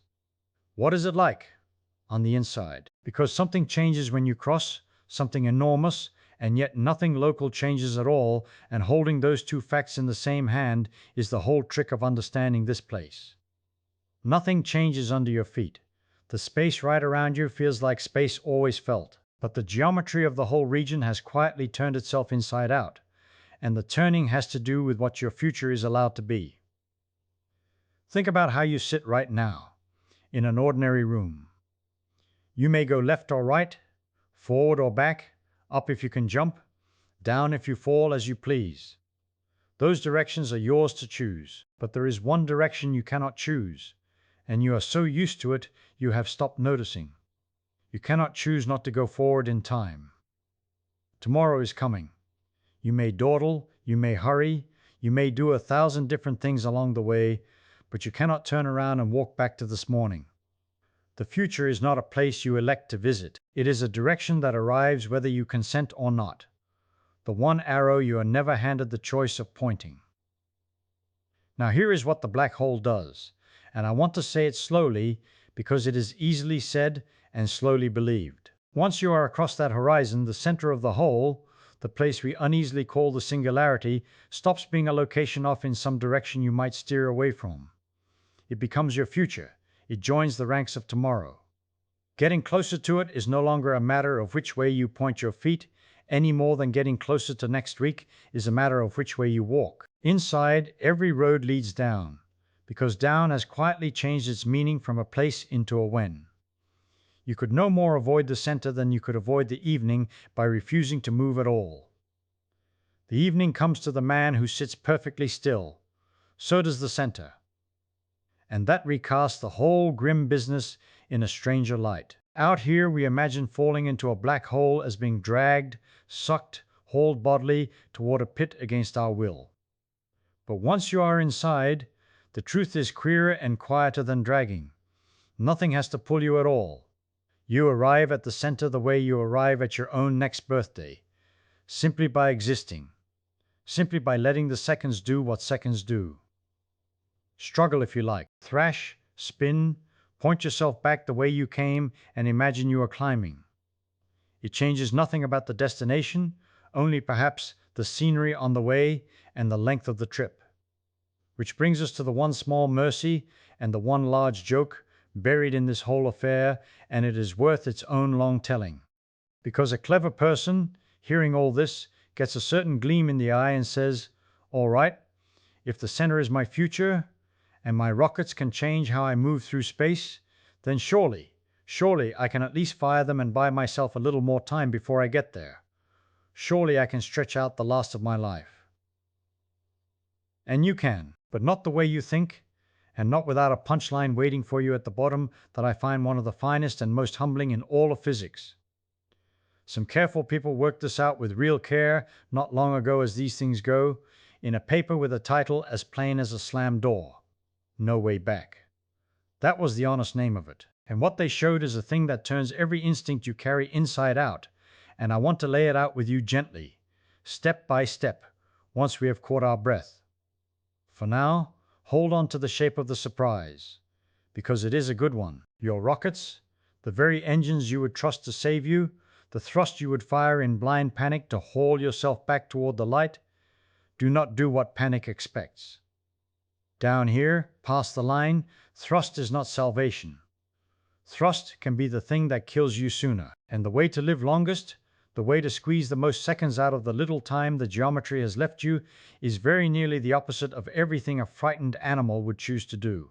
So let us sit with that before we unfold it, because it deserves to be understood and not just heard. You have crossed a line your dearest friend will swear you never reached. Your watch is ticking plain and true. The center of the world has quietly become your tomorrow, and no amount of steering will unmake that appointment. And now I am telling you that the one tool you would stake your life on, the roar of the engines at your back, may be a trap dressed up as a rescue. If ever there were a place where the plain good sense of the surface world stops being any use to you at all, this is it. A handful of miles or a handful of million miles beneath a boundary you cannot feel. In a country where forward has become when, and rescue has become ruin, and the only question left worth asking is not how to get out, for there is no out, but how to make the little that remains last as long as the arithmetic will allow. So let me tell you about a piece of arithmetic that surprised a great many people who thought they already understood this. Back in 2007, a pair of physicists sat down and asked a very practical question, the sort of question a stranded traveler would ask. Suppose you have fallen across the horizon. Suppose you have a rocket strapped to your back, a good one, with plenty of fuel. The center is your tomorrow now, we have established that. But surely you think, if I fire my engines hard enough, I can push against the fall, I can slow my rush toward the middle, I can buy myself a few more heartbeats before the end. It seems like the most reasonable thing in the world. On the surface of the Earth, if you are falling, you fire your rockets downward and you slow your descent. Why should it be any different in here? Here is the thing that turns your stomach a little. It is different in here, and it is different in a way that runs backward from everything your body has ever learned. Outside the horizon, the way to survive longest is to struggle. You fight the fall, You fire the engines, you claw for altitude, and every ounce of effort keeps you alive a moment more. But once you are past that boundary, the arithmetic flips over completely. Inside, the way to live longest is to do nothing at all. Just fall. Fall free, fall limp, fall like a stone with no thoughts in its head, and you will reach the center later than any other way of moving. The moment you fire your engines, the moment you try to fight, you actually hurry yourself toward the very end you were trying to escape. Struggle costs you time instead of buying it. Now, why on earth should that be?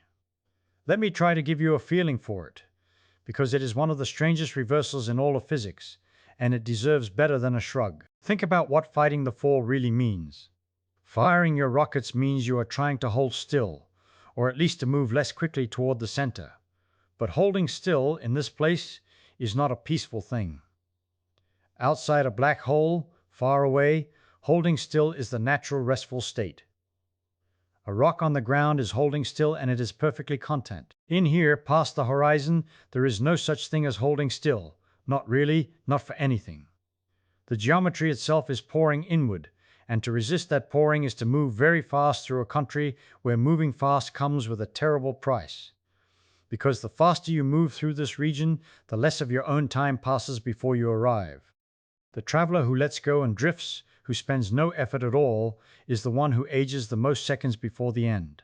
The traveler who burns every drop of fuel fighting for his life burns through his own remaining minutes right along with the fuel. And here is the part that closes the trap for good. Even the drifting, patient, do-nothing traveler, the one who plays it exactly right, does not get to drift forever. There is a maximum. There is a longest possible life you could squeeze out of the space between the horizon and the center, a single best number, and once you have found it, that is all there is. No cleverness beats it. No engine, no trick, no perfect strategy stretches it by even one more tick. You may fall short of that maximum by struggling foolishly, but you may never exceed it.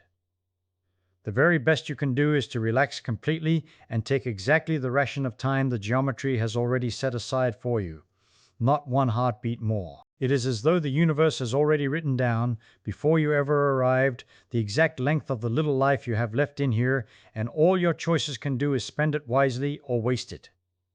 They cannot lengthen it. I find something almost gentle in that once the shock of it passes. Out in the ordinary world we are told, from the time we are small, that effort is rewarded, that if you push harder you go further, that struggle is the price and the path of survival. And for the whole span of a human life lived on the outside of things, that is true enough. But this one region of creation runs by a different rule, and its rule is, be still, and you will last longest. Fight, and you will end sooner.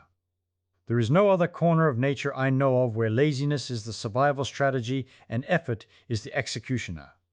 The stranded traveler's best move is to fold his hands, look around at whatever there is to see, and simply fall. So picture it now, the whole shape of it laid out end to end. If you fell into the little one, the stellar black hole, the one only a couple of miles across, you never had any of these choices at all. You were drawn out into a thread of separated particles long before you reached the door, torn head from foot by a pull that grew 1,000 billion times too strong. The question of what to do inside never even came up for you, because there was no inside for a living thing to reach. But if you fell into the Great One, the giant at the center of our galaxy, 4 million times the mass of the sun, you crossed the door whole. You crossed it feeling nothing. You had your wits, your watch, your rocket, and your handful of remaining seconds, and you got to make exactly one meaningful decision with them, which was whether to spend those seconds well or badly. And the answer, the strange, sweet answer, was to spend them by not spending anything, to let go and to drift. And that leaves us with one last cruelty, the quietest one of all, and I want to walk into it slowly because it is the sort of thing that keeps you awake if you rush it.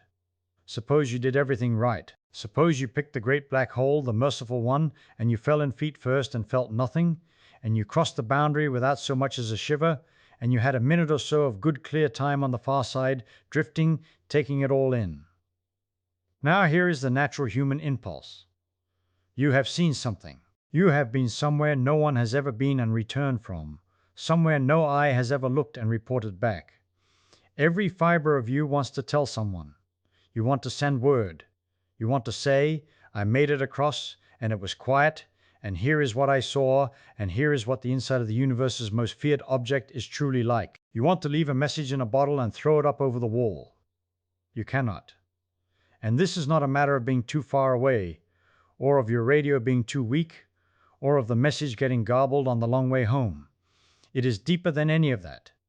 The boundary you crossed was not a wall that muffles sound. It was a line past which every road, every path, every direction a signal could possibly travel leads inward and only inward. Remember what we said about the center becoming your future, becoming your tomorrow. Well, a beam of light you send out, a radio pulse, a shout, a whisper, a single photon, all of these are bound by the same geometry you are bound by. For them too, the center has become the only tomorrow. Your signal cannot climb back out over the horizon for exactly the same reason you cannot walk back into yesterday. There is no out. Not a difficult out, not a costly out, not an out that a stronger transmitter could someday manage. Simply no out at all, forever, for anything. So there you are, in possession of the most extraordinary piece of first-hand knowledge any human being has ever held, the direct experience of the inside of a black hole, and it dies with you in perfect silence. The universe lets you look, it will never let you tell. Whatever you learn in there is yours alone, held for a handful of seconds, and then gone with you into the center. Unrecorded, unshared, unrepeatable. Every discovery humankind has ever made, we made because someone could carry the news back and hand it to the next person. This is the one discovery, perhaps the only one in all of nature, that is structurally, permanently, unspeakably private. You can know it, you can never say it. I want you to hold both of those feelings at once, because together they are the whole strange truth of the thing. On the one hand, the great black hole is merciful. It lets you across gently, it lets you keep your body and your mind and your watch, it gives you your quiet minute. On the other hand, it is the most complete prison ever conceived, a place from which not even a single ray of light can carry the smallest word of testimony. Mercy and silence, folded together in the same soft crossing. The door that opens without a sound is also the door that never opens again. Not for you, not for your voice, not for the faintest flicker of light you might try to send back to the friends still watching, still waiting, still seeing your frozen reddened ghost hanging at the edge, never knowing that on the other side of that stillness you fell peacefully all the way home. Let me sit with that friend for a while longer, because I think there is more tenderness in that picture than we have let ourselves feel. She is out there with her telescope, patient, loyal, refusing to look away. And the thing she is looking at is not you. That is the part that unsettles me the most when I turn it over slowly in the dark. The reddened smear she keeps in the center of her lens is a kind of afterimage, a photograph that the universe is developing more and more slowly, a picture that will never quite finish drying. The last light you ever sent outward is still climbing up out of that gravitational well, and climbing costs it something, and so it arrives to her tired, stretched, drained of its color, spread thin across more and more time. If she waits a year, the picture is redder. If she waits 1,000 years, redder still, and dimmer, sliding out of the visible into the warm invisible glow, then out of that into the long slow radio hum, then fainter than any instrument she could ever build.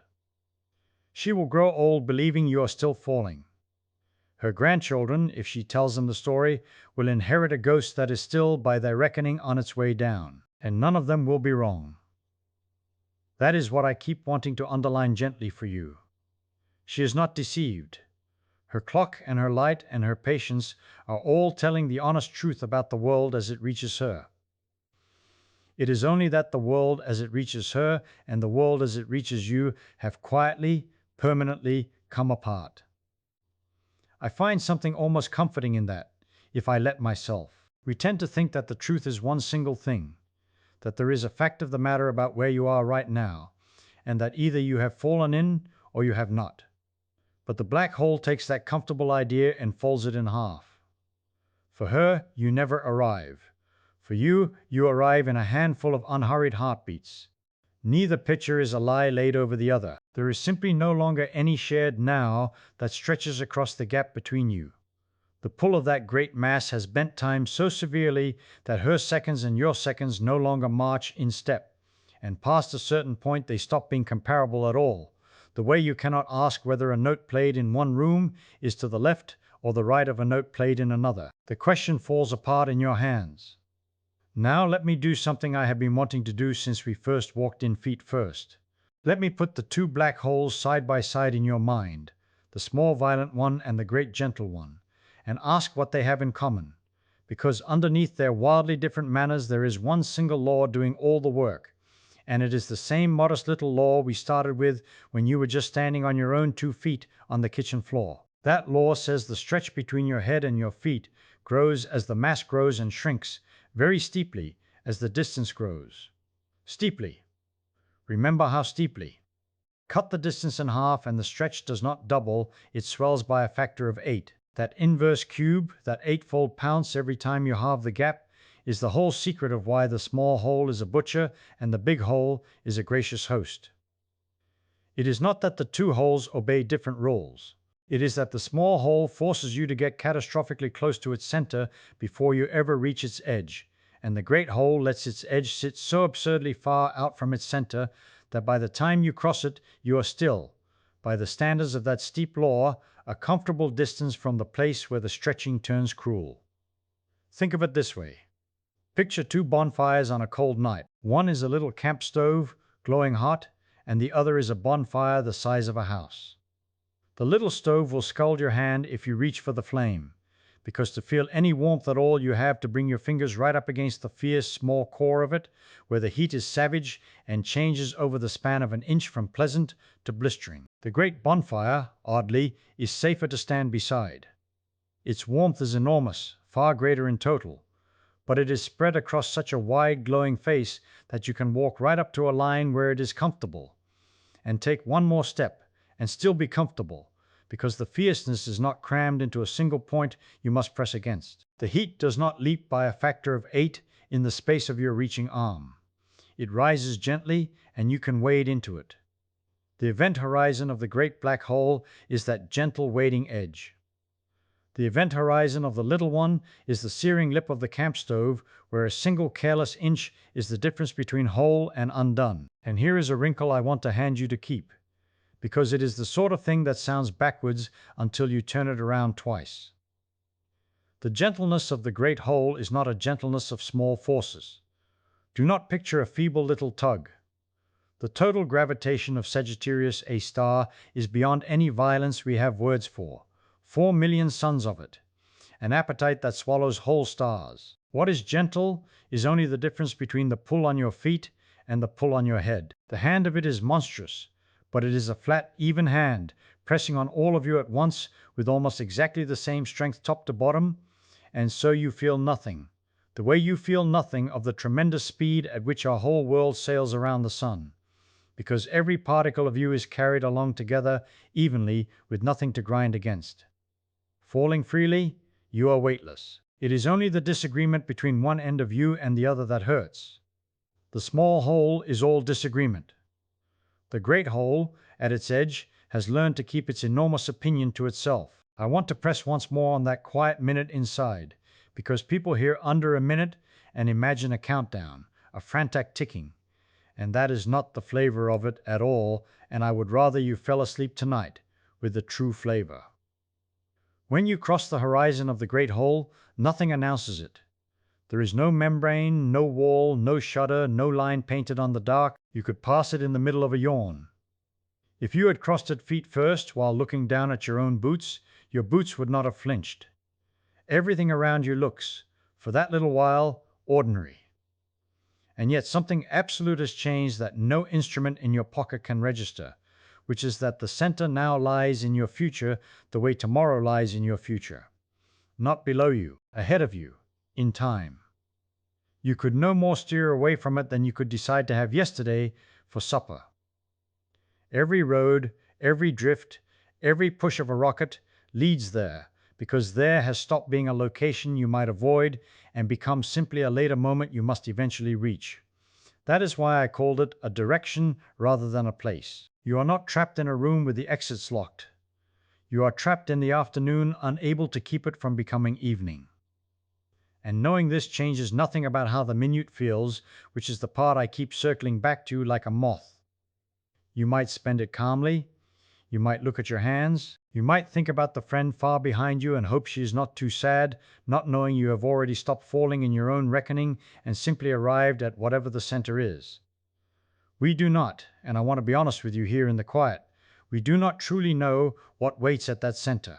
We write the word singularity and we draw a little point on the blackboard, but that word is really a confession dressed up as an answer. It is the place where the arithmetic we trust so well, the arithmetic that carried us faithfully all the way from your feet on the kitchen floor down through the gentle door of the great hole, finally throws up its hands and gives us a number divided by nothing. When your equation hands you infinity, it is not describing a real infinity out there in the world. It is telling you politely that it has reached the edge of what it knows and that something new, something we have not yet written down, must take over where our present understanding runs out of road. So the deepest truth of that last minute is not the crushing, and not the countdown, and not even the loneliness. It is the humility. You would be falling, calmly, toward the one place in all of creation where the finest physics we possess simply admits it does not yet have the words, and you would be falling there as the only witness who could ever learn the answer. And the same great mercy that let you across so gently has already sealed the letter you might have written home. You would carry the question and the answer together into a silence engineered so perfectly that not one photon of it will ever reach the blackboard we have been standing at all this while. Let me hand you an idea that seems at first like the most reasonable thing in the world. You have crossed. You know now that the center lies in your future the way tomorrow morning lies in yours right now. And being a practical sort of person, the sort who does not simply lie back and accept the schedule handed to you by the universe, you think, well, I have rockets. Good ones. Strapped to my back, aimed downward toward the very place I am falling. Surely if I fire them, if I burn hard against the fall, I can slow this down. I can push back. I can buy myself a little more time before whatever waits at the bottom collects me. It is exactly what you would do if you were falling toward the floor of an elevator shaft. You would fire everything you had against the fall, and it would help. So some clever people sat down with this very question. This was toward the end of the 2000s. A careful little piece of work with a title I have always been fond of. Something to the effect of No Way Back, about how to squeeze the most survival out of your situation once you are below the horizon. And what they found is one of those results that turns your intuition inside out and then, when you look again, makes a strange and beautiful kind of sense. Here is the first surprise. Firing your rockets toward the center, burning hard against the fall, the way you would in the elevator shaft, does not help you. It hurts you. It brings the end sooner. That is not a misprint, and it is not a trick. Inside the horizon, the harder you struggle downward against your fall, the faster you arrive. And if you sit back, cut the engines, do absolutely nothing, fold your hands and simply fall, you last longer than the person who fights. The lazy traveler outlives the frantic one. The universe has arranged things so that inside that boundary, effort of the ordinary kind is not just useless. It is a way of hurrying to your own funeral. Now, why on earth would that be? Let me try to give you the feeling of it, because the feeling is the whole prize here. Out in the ordinary world, time and space are two different kinds of thing. Space is the stuff you can wander around in. You can go left, come back, go left again. Time is the stuff you cannot help but move through, always forward, never back, at the steady rate of 1 second per second, whether you like it or not. Those two kinds of thing keep their identities. Inside the horizon, something has happened that we tried to sketch a little while ago. The role that was played by moving forward in time out here is now played in part by moving inward toward the center. Getting to the center has become like getting to next week. It is not a direction you steer toward, it is a direction you are carried toward, and once you understand that, the rocket result stops being strange. Think about what it would mean, out in ordinary life, to burn your engines as hard as you possibly can. It would mean throwing your whole self into some direction with tremendous violence. But if the direction pointing at the center is now wearing the costume that time used to wear, then throwing yourself violently at it is a little like trying to race into the future faster than everyone else. And here is a thing you already know from the gentler physics we talked about long ago. The physics of clocks that slow when they move. The faster you tear through space, the slower your own clock ticks. And in a certain accounting, the sooner you use up the road ahead of you. The one who moves gently, who does not thrash, keeps the most of their own private time. So the traveler who cuts the engines and simply drifts is in effect the one taking the long, scenic route through their own last moments. The one who fires everything is taking the shortcut, and the shortcut ends at the wall. But do not let this fool you into hope, because the same careful work that told us struggling is worse than stillness also told us the second thing, and the second thing is the hard flaw under all of it.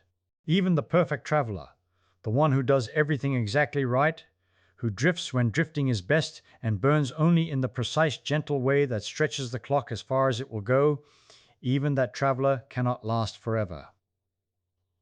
There is a most. There is a longest possible remaining life, a single fixed number of seconds on your own watch that is the very best that can be done from where you are, and once you have squeezed out that maximum, that is the end of the squeezing. You cannot beat it with a bigger rocket. You cannot beat it with a cleverer burn. You cannot beat it by being braver or smarter or more desperate. The bound is not a limit of your engineering. It is a limit written into the shape of the space you are in. The horizon did not just take away your road home. It took away the very possibility of a road home, and then, as a kind of grim courtesy, it left you a small allowance of time and told you that no amount of ingenuity will turn that allowance into a fortune. I find something almost tender in that, if you sit with it long enough. Out in the ordinary world, we are used to the idea that effort buys time.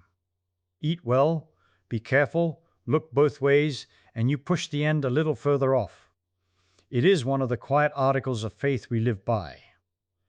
And here is a corner of the universe, a real one, with a real address in the sky, where that faith simply does not hold, where the books are balanced differently, where the calm are rewarded and the striving are punished, and where, past a certain generosity, no one is rewarded at all. If you ever wanted proof that the rules we grow up with are local customs and not the law of all creation, there it is, waiting patiently below every horizon in the sky. Let me put a small human picture on it, so it does not float away as pure geometry. Imagine two travelers who fall in together, side by side, holding hands as they cross. And imagine that just past the line they have a disagreement, as travelers will. One of them, let us say the anxious one, cannot bear to simply fall, and lets go and fires the engines and burns downward with everything, meaning to somehow take control, to do something. The other, the calm one, keeps still, keeps drifting, hands folded. What happens is that the anxious one, the fighter, reaches the center first and is gone, while the calm one falls on a little longer through the dark, watching the place where a companion used to be. The reward for serenity here is nothing more and nothing less than a few more ticks of a private clock in a place no one will ever hear about. It is not much. But inside a black hole, a few more ticks of your own time is the only currency there is, and it does not spend on anything except a little more of the falling itself. So we have taken the practical hope, the rocket, and we have watched the universe fold it neatly in half. Fighting is worse than stillness.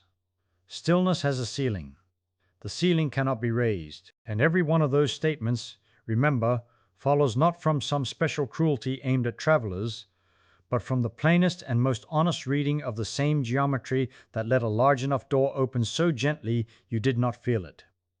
The gentleness of the crossing and the firmness of the ending are not two different facts. They are the same fact, seen from two sides. The very largeness that spared your body at the threshold is bound, by the same equations, to the closing of every exit behind you.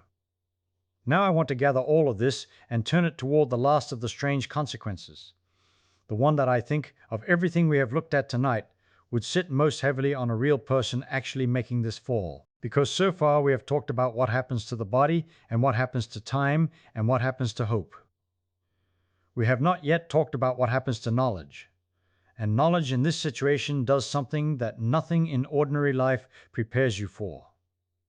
Picture it clearly. Suppose you are the fortunate one, the traveler who chose the enormous quiet black hole, the one whose door is so wide that you cross it whole and unharmed, your body intact, your mind clear, your watch ticking, your eyes still working. Suppose you are, in the fullest sense, alive on the far side of a boundary that no living thing on the outside has ever seen across. You are, in that instant, in possession of something no scientist in the history of the world has ever held.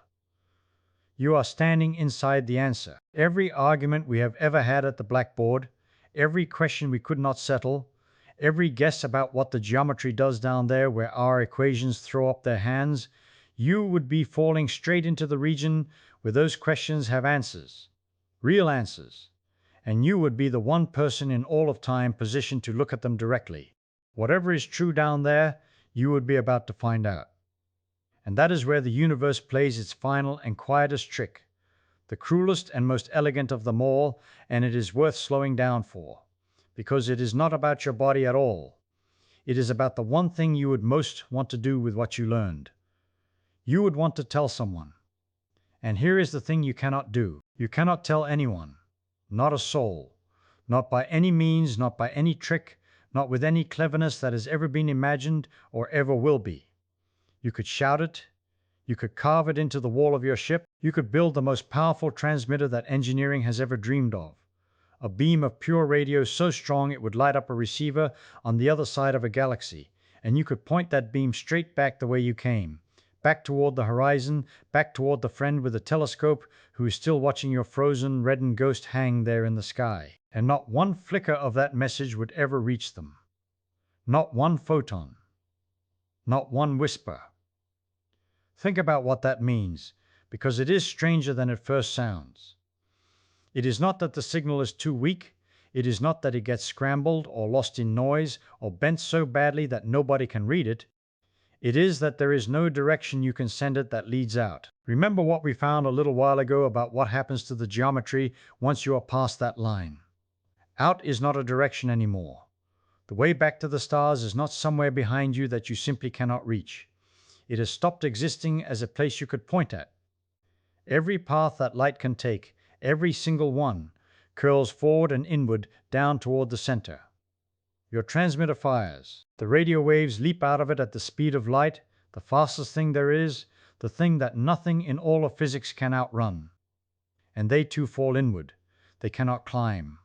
The very same reason you cannot leave is the reason your message cannot leave. Light is trapped by exactly the trap that holds you. So picture it now, the full absurd beauty of the situation. You have crossed into a place that generations of the cleverest people who ever lived have argued about, sketched on chalkboards, filled notebooks over, sat up late into the night wondering about. You are inside the sealed room. You are, for one brief window of your own ticking time, the only witness in the entire universe to what is actually there. Whatever the true shape of that inner geometry is, whatever waits at the center, whatever answer nature has been keeping to itself, you would see it. You would be the discovery. And you could never publish. You could never come home and stand at the front of a hall and say, listen, I went, and here is what is down there. The knowledge would be perfectly, absolutely, permanently yours, and it would die with you inside a place the rest of us can only point our instruments at from the outside and guess about. There is a loneliness in that which is hard to hold in the mind for very long. We are so used to the idea that a thing seen can be a thing shared. A child finds a bird's nest and runs to fetch her brother. A sailor spots a new coastline and writes it into the log so the next ship will know. The whole enterprise of understanding the world has always rested on that quiet assumption that what one of us learns, all of us can eventually learn, because we can carry the news back. Science is at bottom a chain of people handing what they found to the people who come after. And here at last is the one errand from which nothing can be carried back, the one frontier that grants its discovery and forbids its report in the same instant. You would touch the answer, and the answer would keep you. Now I want to be honest with you, the way we always try to be honest at the blackboard when we reach the edge of what we are sure about. There are people, very serious people, who have wondered for a long time whether the story is truly that final. Whether information that falls into one of these things is gone in the deepest sense, erased from the books of the universe forever, or whether it is somehow in some form we do not yet understand, kept, written in some subtle way into the light that leaks off the horizon over unimaginable stretches of time, or preserved in the very fabric of the surface itself. That is a real puzzle, and a live one, and it is not settled, and I am not going to stand here and pretend to you that I can settle it. When I say we do not know, I mean it plainly. But notice, and this is the important part for you and your ship, that even in the most hopeful version of that story, the recovering happens far away and far in the future, over spans of time so vast that whole civilizations would rise and crumble before a single readable sentence of you came trickling back out, if it ever did at all. It would not help you.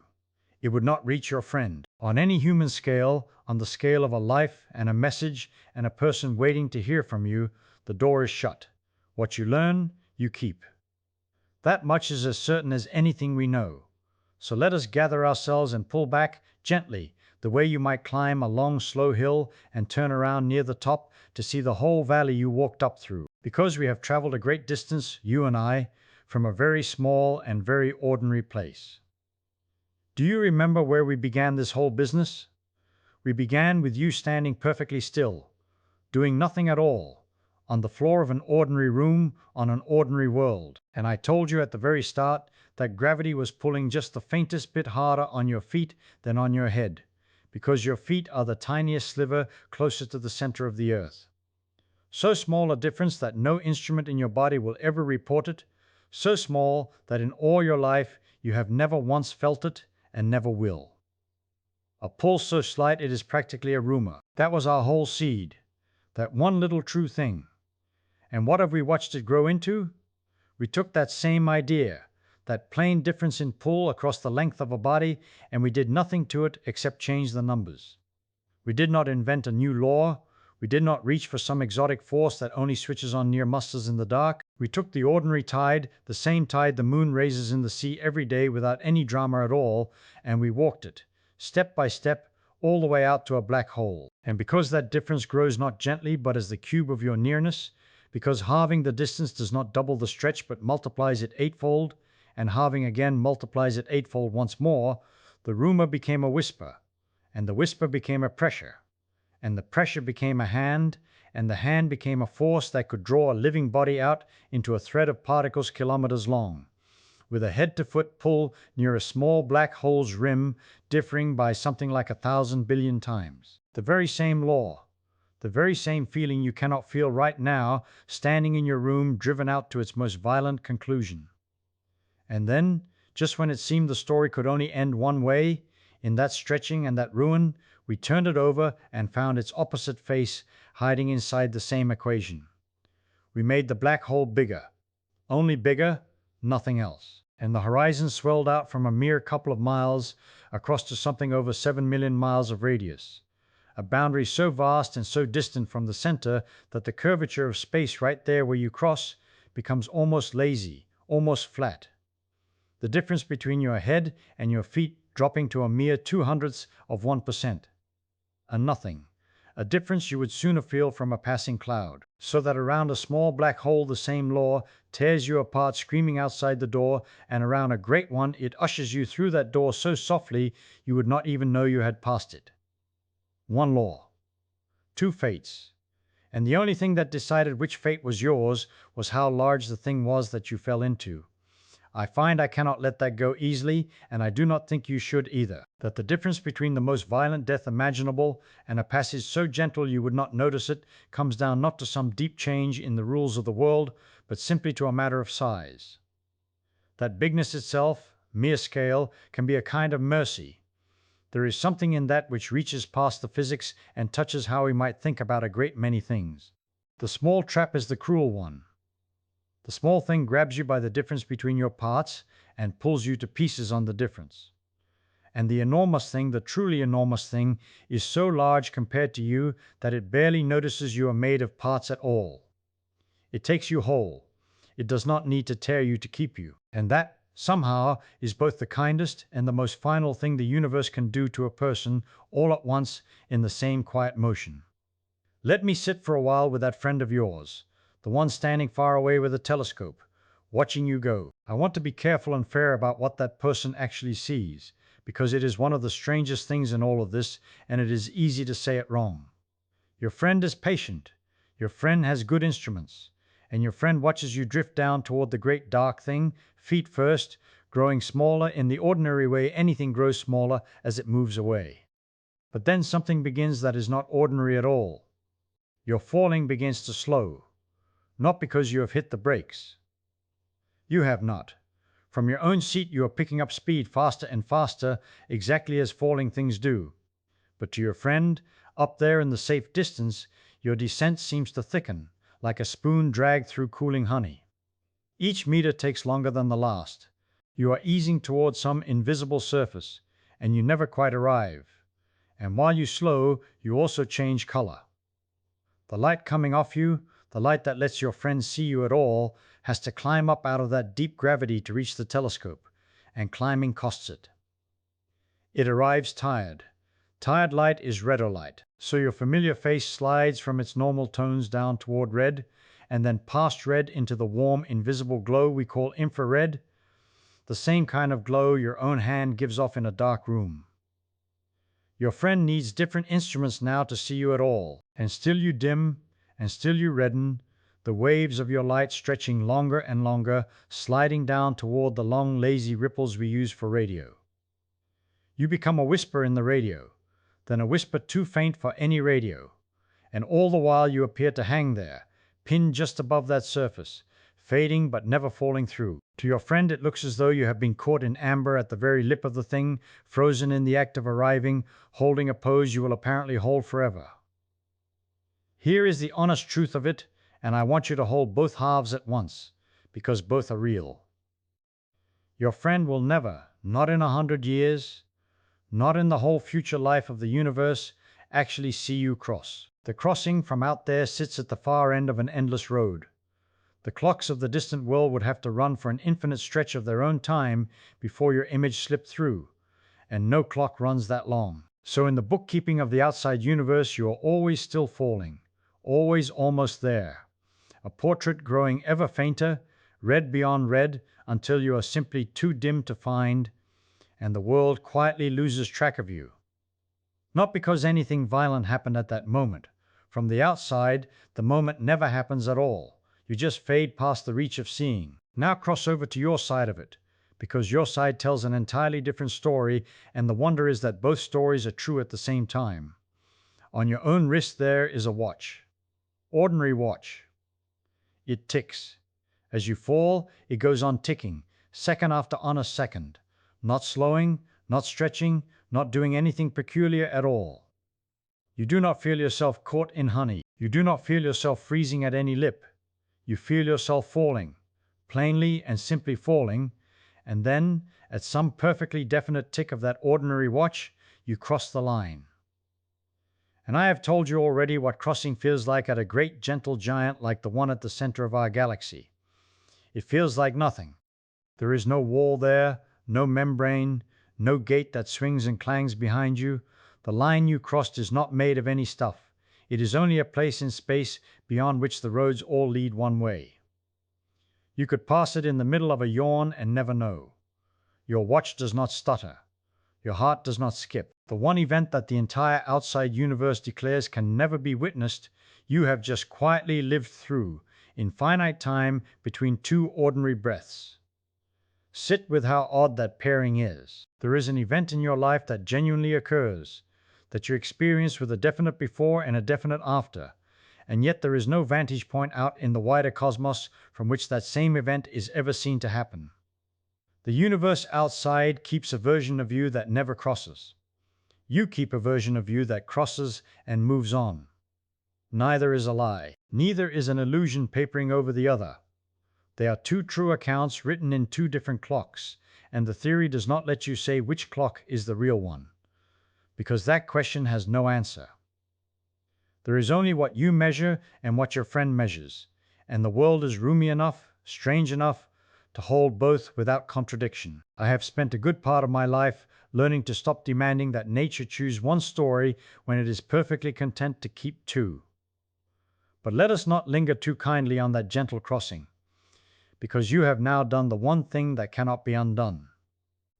You are inside, and inside, the character of the place has changed in a way that is worth saying slowly, because it is not what most people picture. Most people picture the center, the dreaded center, as a spot, a place, a location you could in principle steer away from if only you had a strong enough engine and enough nerve, the way you might steer a boat away from a rock. That picture is wrong, and the way it is wrong is the deepest thing in this whole talk. Once you are past that line, the center is no longer a place off in some direction you could refuse to go. It has become a moment. It lies in your future the way tomorrow lies in your future. And you cannot steer away from tomorrow. You cannot fire an engine, however mighty, and arrange to have Thursday not arrive. Inside that line, the center is your Thursday.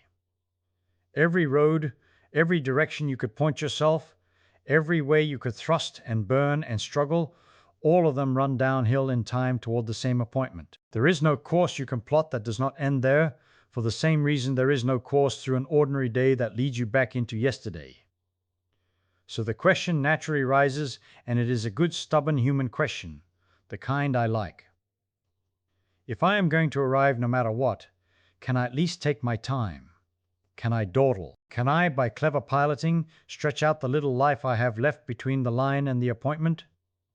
People have actually sat down and worked this through with the mathematics, carefully, and the answer they found is one of my favorite small surprises in the whole subject.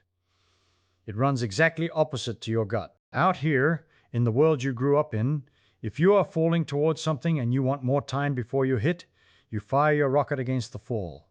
You fight it. You thrust upward and you buy seconds. Inside the line, that instinct betrays you. The traveler who threshes, who fires the engines hard hoping to resist, actually shortens the time remaining on the honest watch. The way to squeeze out the most life, the most ticks before the end, is very nearly to do nothing at all, to fall freely, to stop fighting. And even then, even with the most perfect, most patient piloting the equations allow, there is a ceiling on your reward. There is a longest possible remaining life, a fixed maximum, and once you have wrung that out, there is not one more second to be had by any trick, any fuel, any courage. The engine cannot save you, and past a point cannot even stall for you. All it can do if you misuse it is hurry the end. That is a hard and quiet thing to know while you are still falling, still whole, still yourself, watch ticking on your wrist. And it leaves us standing at the doorway of the last strange sorrow in this business, the one I find I keep circling back to.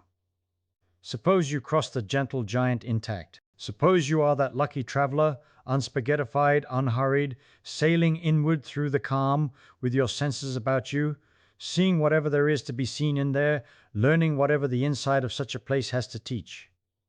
You would be, in that moment, the only person who ever knew. And you could never, by any means the universe allows, tell a single soul, not shout it, not radio it, not flash it with the brightest lamp ever built. No signal of any kind climbs back out across that line, because climbing out is exactly the one direction that no longer exists in there. Whatever you discovered would be yours alone, held for a handful of ticks, and then gone with you, unreported, unshared, sealed inside the quietest room in all of creation, the finest experiment a human being could ever run, and no way whatever to hand in the results. Sit with that a moment, because it is stranger than it first sounds. All your life, the whole point of learning something is that you can pass it along. You find a thing out, and you turn to the person next to you and you say, look at this. That is what science is. It is not the knowing, it is the telling.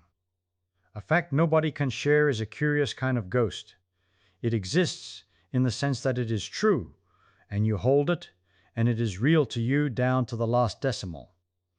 But it has been cut clean out of the great conversation of everybody who ever lived and everybody who ever will. You would carry, for those few seconds, a piece of the universe that the universe itself has agreed never to let back into circulation. And I keep asking myself, is a fact still a fact if it can only ever be known by one person, once, and then never again? I do not have an answer for you. I only have the shiver of the question. And here is a small twist that makes it stranger still. It is not that the door is locked, exactly. A locked door you could pound on. You could slip a note under it. You could tap out a rhythm and hope somebody on the other side taps back. This is not like that. It is not that outward messages are forbidden. It is that outward is gone.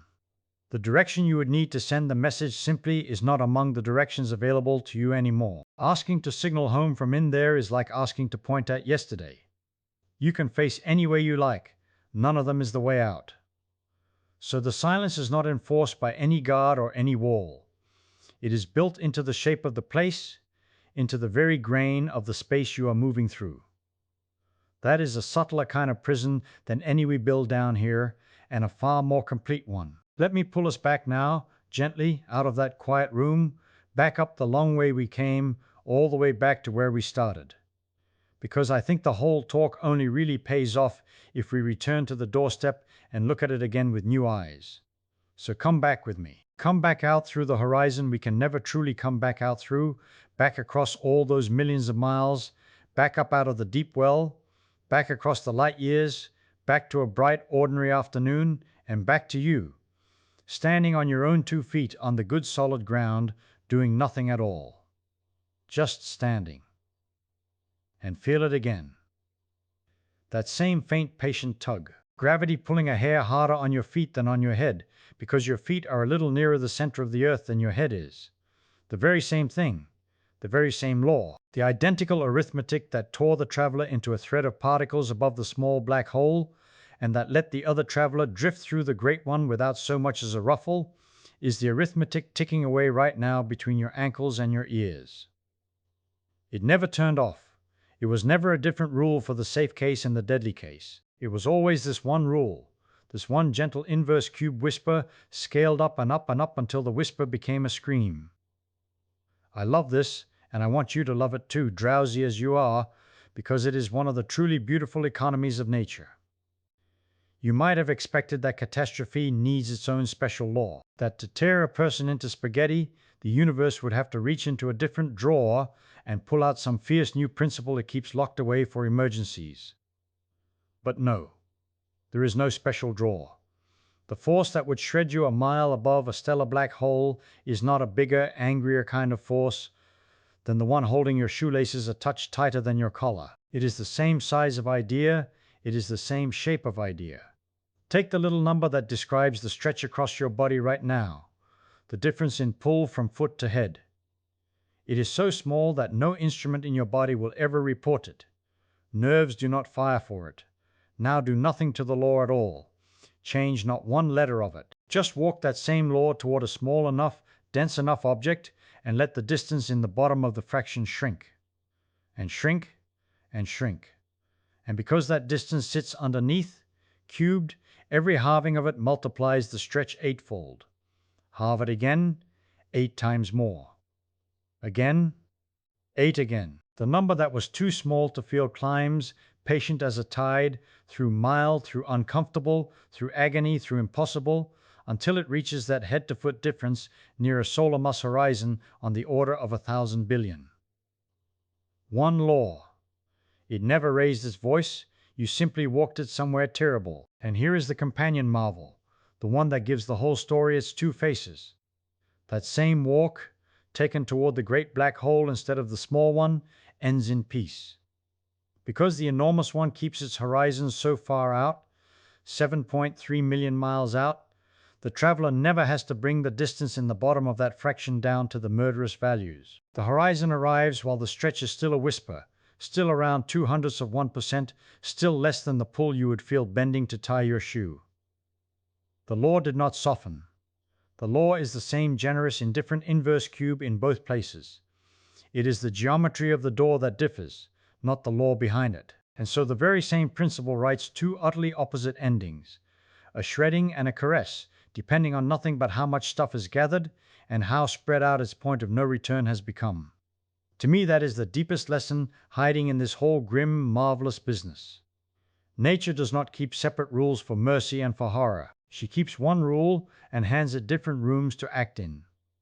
Now let me hold both travelers up side by side one more time, because their two fates make a match pair I do not want you to forget as you drift off. The first one falls toward the little furious spinning thing in the constellation of the Swan, the one turning more than 800 times in a single second, and that traveler is undone long before arriving anywhere you could point to as an edge. Torn lengthwise, pinched crosswise, drawn out into that long, long strand, thinner than thread, thinner than fiber, a line of particles unspooling toward the dark, and all of it finished while the true horizon is still somewhere below, unreached, almost beside the point. For that traveler there is no gentle crossing to speak of, no quiet insight to explore, no last experiment to run. The violence gets there first. The small door is a cruel door, and it does its work in the approach out in the open before any threshold is ever touched. The second traveler falls toward the vast, calm monster at the heart of our own galaxy, 4.3 million times the mass of the Sun, and meets no violence at the crossing at all. Sails through the most important line in the universe and feels nothing, knows nothing, perhaps counts it an ordinary second among ordinary seconds. For that one there is an inside.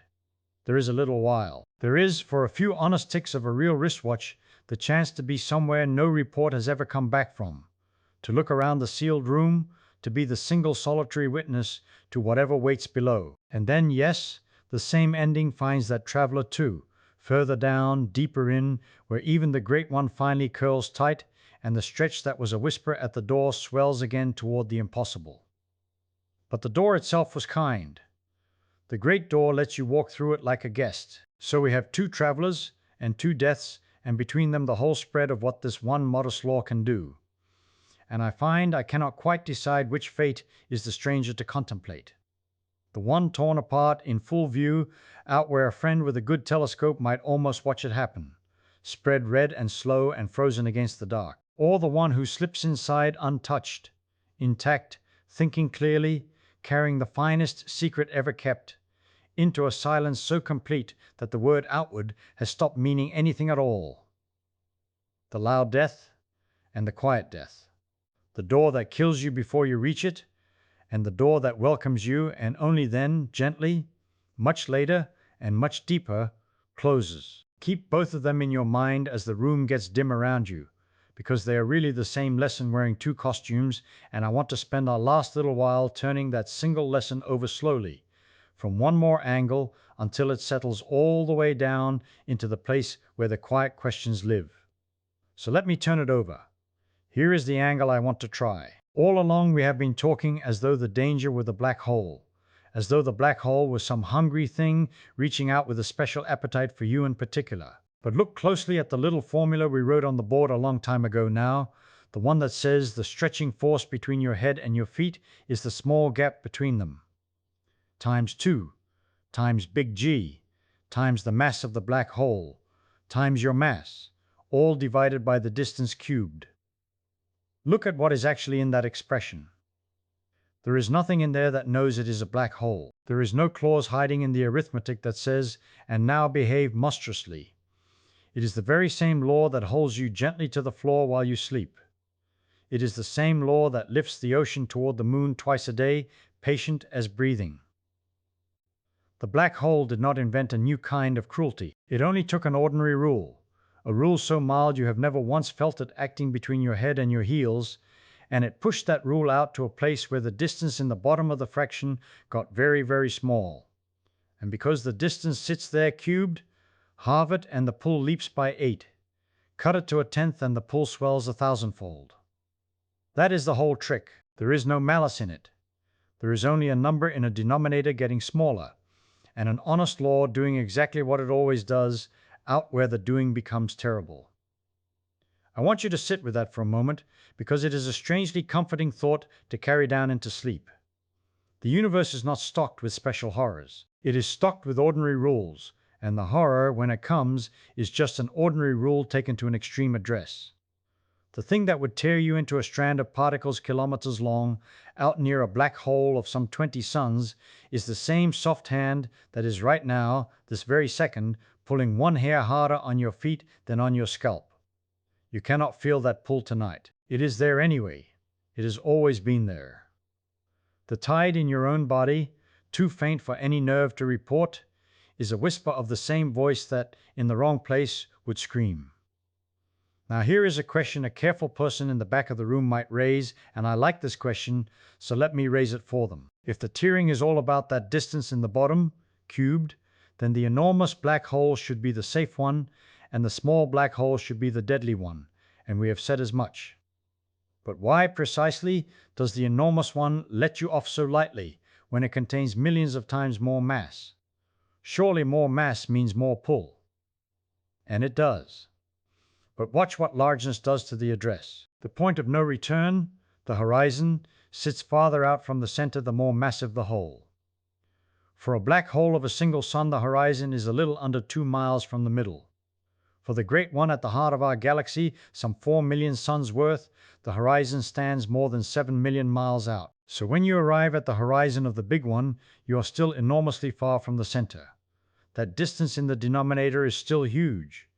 And the cube of a huge number is a colossal number, and it sits underneath, dividing everything down to almost nothing. The mass on top has grown, yes, but the distance on the bottom, cubed, has outrun it. That is why the giant is gentle at its own doorstep. Not because it is weak, because its doorstep is so far from its center that the tide spread across your small body is barely a tenth of a whisper. 0.02% difference between head and foot, we said. You would not feel it. You could not feel it. Your inner ear, your skin, the fine hairs on your arm, none of them would carry the news. And the small hole is the opposite story, told with the same arithmetic. Its doorstep is only 2 miles from a killing center. When you reach it, the distance in the denominator is tiny, and tiny cubed is tinier still, and dividing by something that's small throws the force up into the region of 1,000 billion times what your body was ever built to survive. Same formula, same G, same U. Only the address has changed. The little door kills you far outside itself, kills you while you are still falling toward it, so that you never touch it at all. The great door does not lay a finger on you until you are long past it and plunging deep, and even then the coup comes not from the horizon but from the center, waiting at the bottom of everything. So the lesson wearing 2 costumes is really this. Size is mercy. The bigger the thing, the softer its edge. That is nearly backward from every instinct we carry up from the world of ordinary objects, where the big thing is the dangerous thing, where you fear the truck and not the pebble. Here the pebble, the little sharp black hole, is the truck, and the mountain, the vast quiet one, will take you in like water taking in a stone without a splash you would notice. Let me push on this quietness one more step, because I do not want you to mistake gentle for safe. Suppose you have chosen the great door, the merciful one, and you have crossed it feeling nothing, and you are still yourself, still thinking, wristwatch ticking all your particles in their proper places. You are, by any honest measure, alive and unhurt. And yet everything has already changed, silently, in a way no instrument on you could register at the crossing. Before, the center was a place off in front of you, a somewhere you could in principle turn from. After, the center is not a place at all. It has become a direction in your future as fixed and unturnable as tomorrow. You cannot decline to go there any more than you can decline to grow 1 minute older. Every road, every rocket burn, every clever turn of the wheel, all of them now point down the same way, the way that all your tomorrows point. That is what the horizon really is. Not a wall. Not a membrane you feel tear as you pass. It is the quiet place where the geometry tips over, where forward in space and forward in time trade duties, and the middle of the black hole stops being a spot on the map and becomes simply what happens next. And here the careful person in the back has another question, and it is the best one. If I am doomed to arrive, can I at least dawdle? Can I fire my engines, fight the fall, buy myself a little more of my own time before the end? People worked this out honestly, in a paper some years back with a title I have always liked, a title that admits the whole situation up front, something to the effect of "No Way Back." And the answer they found is quietly astonishing. Yes, you can stretch your remaining time somewhat by how you fly, but there is a ceiling on it. A largest possible amount of your own life you can wring from the situation, and no cleverness beats that ceiling, and no engine, however mighty, turns the number to infinity. Escape is not merely hard in there, it is not on the menu. And here is the part that runs against every muscle you own. The instinct, once you feel yourself falling, is to fire everything, to fight, to thrash toward what you think of as a way. But a way does not exist anymore. Thrashing in the wrong direction spends your time faster, not slower. To last the longest you can last, the counsel is nearly a spiritual one. Do not fight. Fall freely, let go, and drift, and you will have more of your own quiet minutes than the one who struggles. The universe, in there, rewards surrender over war. I find that a very strange and a very beautiful thing to know, even about a place none of us will ever visit and return to tell of, because that in the end is the last turn of the lesson, and it is the one I want to leave gently glowing in the dim room. Whatever you found in there, in the calm heart past the great gentle door, whatever the geometry looks like from the inside, whatever the center truly is when you are finally near enough to know it, you can never say. Not because your voice would fail, not because no one would listen, but because there is no path, none for any light or word or faintest ripple of a signal to climb back out across that tipped-over place and reach the sky you fell from. The finest secret ever learned, held by someone still thinking clearly enough to marvel at it, sealed behind a door that only opens one way. The knowledge and the knower go inward together, and the news stays with them. So we out here are left doing what we have done all night. We stand on our own 2 feet, on a floor that pulls a hair harder at our heels than our heads, and from that faint, safe whisper of the tide we reason our way, by the honest arithmetic alone, toward what must be true in a place that will never write us a letter. And think for a moment about what that honest arithmetic has actually let us do tonight. We never went anywhere. We never left the room. We took one small measured thing. The plain fact that your heels are pulled a shade harder than your scalp. A difference so tiny that no scale you own could ever weigh it. And we followed it, patiently without cheating, all the way out to a place no eye will ever report back from. That is the strange power of a good law. A law does not care whether the numbers you feed it are gentle or monstrous. You hand it the mass of the earth and the length of your body, and it hands back a whisper. You hand it the mass of a collapsed star packed inside a ball less than 2 miles across, and the very same rule, unchanged, not one symbol altered, hands back a force that would draw you into a thread. The formula did not get angry. It did not switch on some new and violent clause when the danger arrived. It simply took the inverse cube, the 1 over the distance times the distance times the distance, and let that little cube do its quiet, relentless work. I want you to sit with that inverse cube a while longer, because it is the whole villain and the whole hero of the story, and it deserves a slow look. When you halve your distance to the center, an ordinary pull, the kind that decides how fast a dropped apple falls, grows by a factor of 4. That is the inverse square, the famous one, the one that runs the planets. But the tide, the difference across your body, that runs on the cube. And when you halve the distance, the tide grows not by 4, but by 8. Halve again, and it is not 16, it is 64. Halve once more, and the ordinary pull has grown by a modest 64, while the tide has leapt by 512. Do you feel how the 2 curves peel apart? Out where you begin your fall, they are nearly the same trickle. But the closer you drift, the more the tide outruns the pull, sprinting ahead, doubling its lead again and again, until near the end almost all of what is happening to you is difference, is the mismatch between your parts, and hardly any of it is the honest shared falling that you would never even feel. That is why the stretching seems to come from nowhere. It was there the whole time, growing on the cube while you watch the square, hiding in the gap between 2 innocent-looking powers. There is something almost tender in how quiet the beginning of the fall is, given how it ends. For most of the way down toward that stellar black hole, the 21 times the sun one wheeling around 800 times in a single second, you would feel nothing at all. You would be weightless, the way anyone falling freely is weightless, the way a diver is weightless off the board, The way the astronauts float, not because gravity has let go of them, but precisely because it has taken hold of all of them together and given them a single shared fall. Your feet and your head and your heart and your held breath would all be dropping as one happy family, and you would feel serene, and you would think, foolishly, that the stories had been exaggerated. And they would not have been.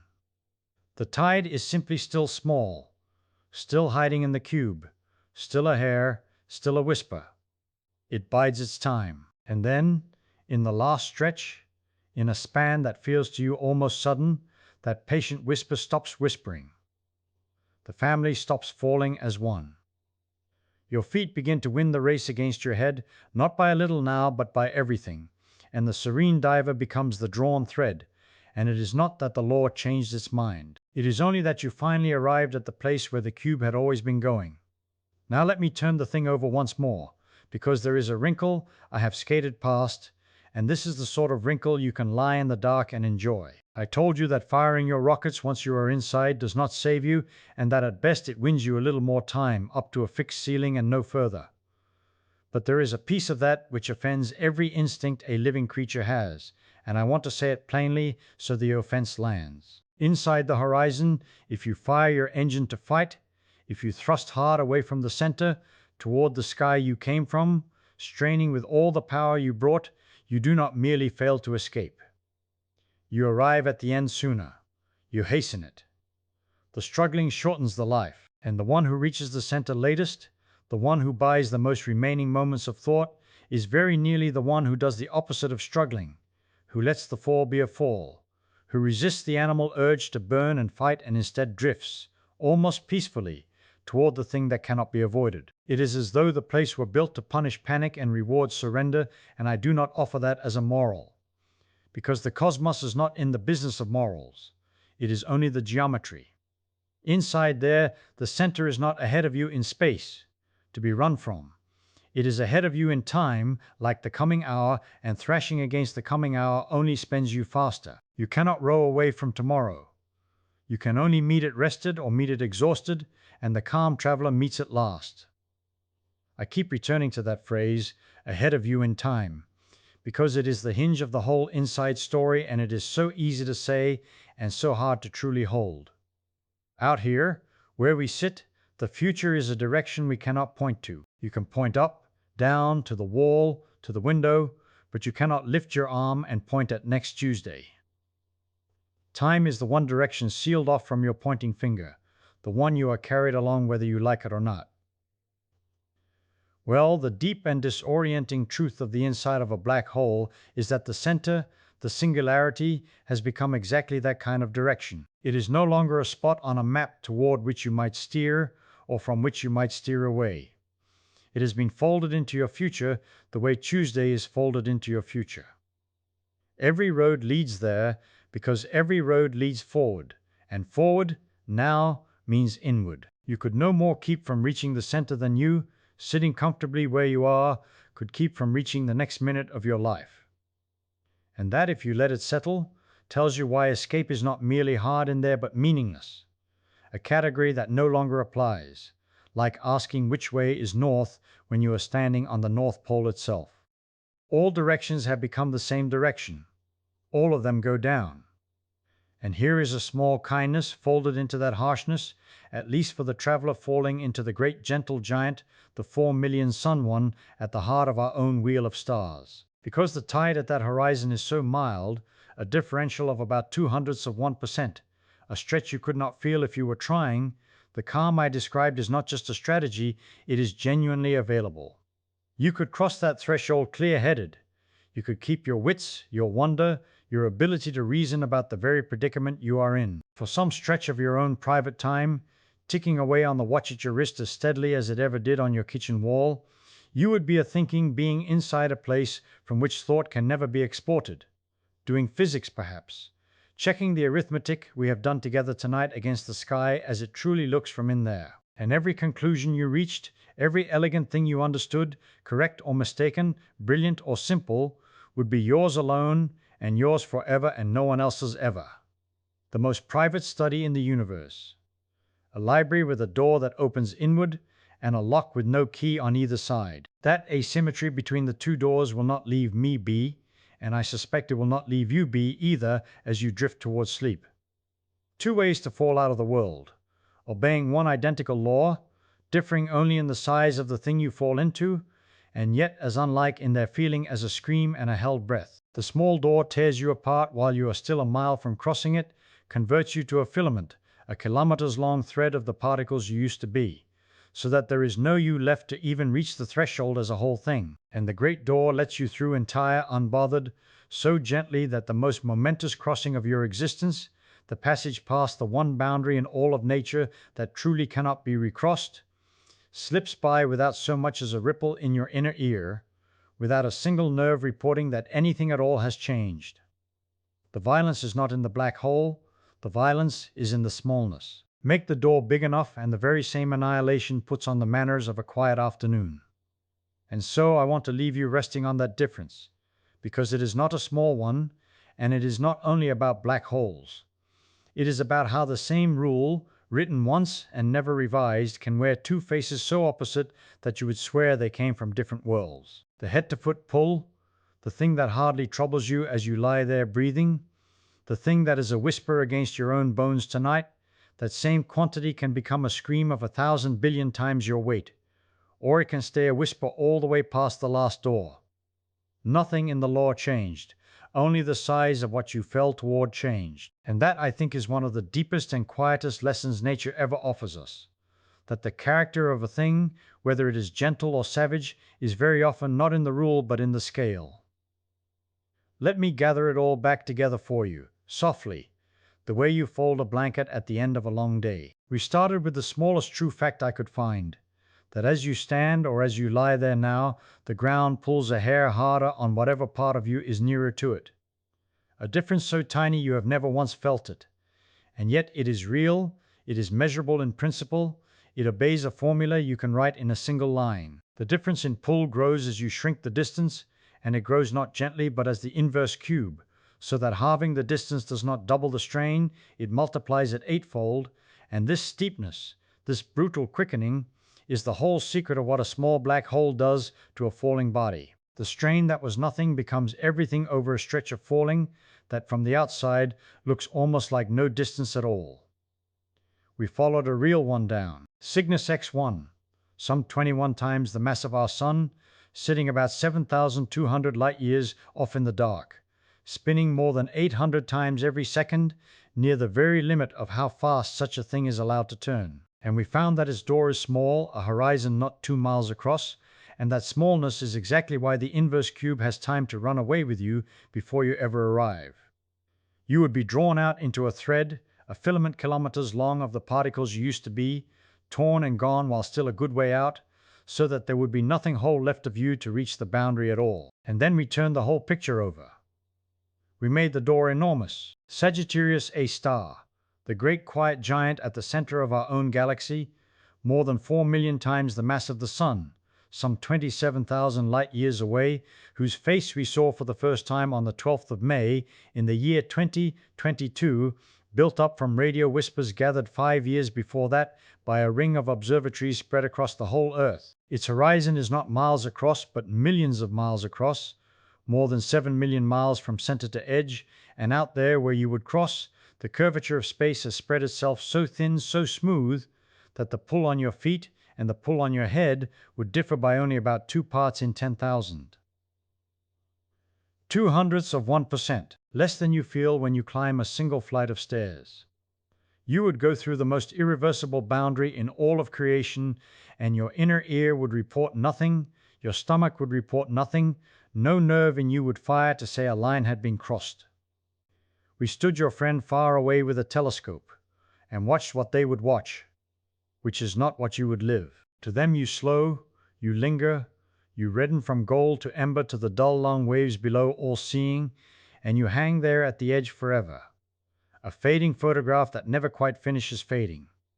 Because by their clocks the crossing takes an endless time, and so for them it simply never comes. And yet on your own wrist the second hand sweeps on, ordinary and calm, and you pass through in a plain and finite while and keep going, carrying your unfrozen little clock down into a place your friend will insist you never entered. Past that line we found the strangest geometry of all, where the center is no longer a spot you could steer around, but a moment you are falling toward, laid out ahead of you the way tomorrow is laid out ahead of you. Unavoidable in the exact way the next minute is unavoidable. We spoke, carefully and admitting we do not know it with full certainty, of how little of your own time would remain, likely well under a minute even inside the largest of these things. And we asked whether firing your engines might buy you a reprieve, and learned from that patient calculation of the year 2007 that thrusting only spends your remaining time faster if you do it wrong, and that even done perfectly, it buys you a fixed little bounty and never 1 second beyond it. There is a most you can have, and it is small, and after that there is no more. And the last thing, the thing that has always seemed to me the loneliest fact in physics, is that even in the kind version, even if you cross that giant gentle door completely intact and unharmed and curious, you can never tell a soul. Not a shout, not a flash, not the faintest radio breath can climb back over the edge to the universe you left. Whatever you learn in there, whatever the inside of the world looks like, is yours alone and stays yours, sealed off not by any wall but by the plane shape of space itself, which past that boundary offers no direction that leads back out. Every road, every possible road, leads only inward. So there are two ways to fall out of the world, and I have laid them both beside you. One is a small furious door that unmakes you before you reach it, that turns a person into a thread of particles by the sheer steepness of the inverse cube, all violence and tearing, over in a horror you would at least, mercifully, not have long to know. And the other is a vast still door, wide enough that the same law lays its hand on you so lightly you never feel the touch, that lets you keep your shape and your senses and your ticking watch, and welcomes you through the one true point of no return with the manners of an open window on a warm night, so that the largest event of your life goes by entirely unannounced. And I keep coming back, as I hope you will as you drift off, to that one small honest thing we started with, the featherweight difference in how the earth tugs your feet against your head right now, tonight, as you rest. It is the same quantity. It is the very same line of algebra. On the ground it is nothing, a rounding error, a thing you will live your whole life without once noticing. Near a small black hole it is your undoing. Near a giant one it is again a whisper you could sleep straight through. One law. 3 destinies. Change nothing but the size of the thing, and the same arithmetic hands you a caress or a killing or a doorway you walk through smiling without knowing you have passed. Nature does not raise her voice to do any of it. She simply changes the scale and lets the arithmetic do the rest. Rest easy then on your own 2 feet, or on your back beneath the covers, held to the earth by the very same gravity that would draw you into a thread or usher you gently past the edge of everything. The difference tonight is only that the door beneath you is the whole wide earth, and it is very, very large, and so its hand upon you is nothing but the soft and even weight that has held you all your life, the weight you were never meant to feel, the weight that is, right now, simply keeping you where you are. And somewhere out there in the dark a much larger door is waiting, perfectly patient, perfectly silent, ready to let something through without a sound. One law quietly wearing all of its faces at once.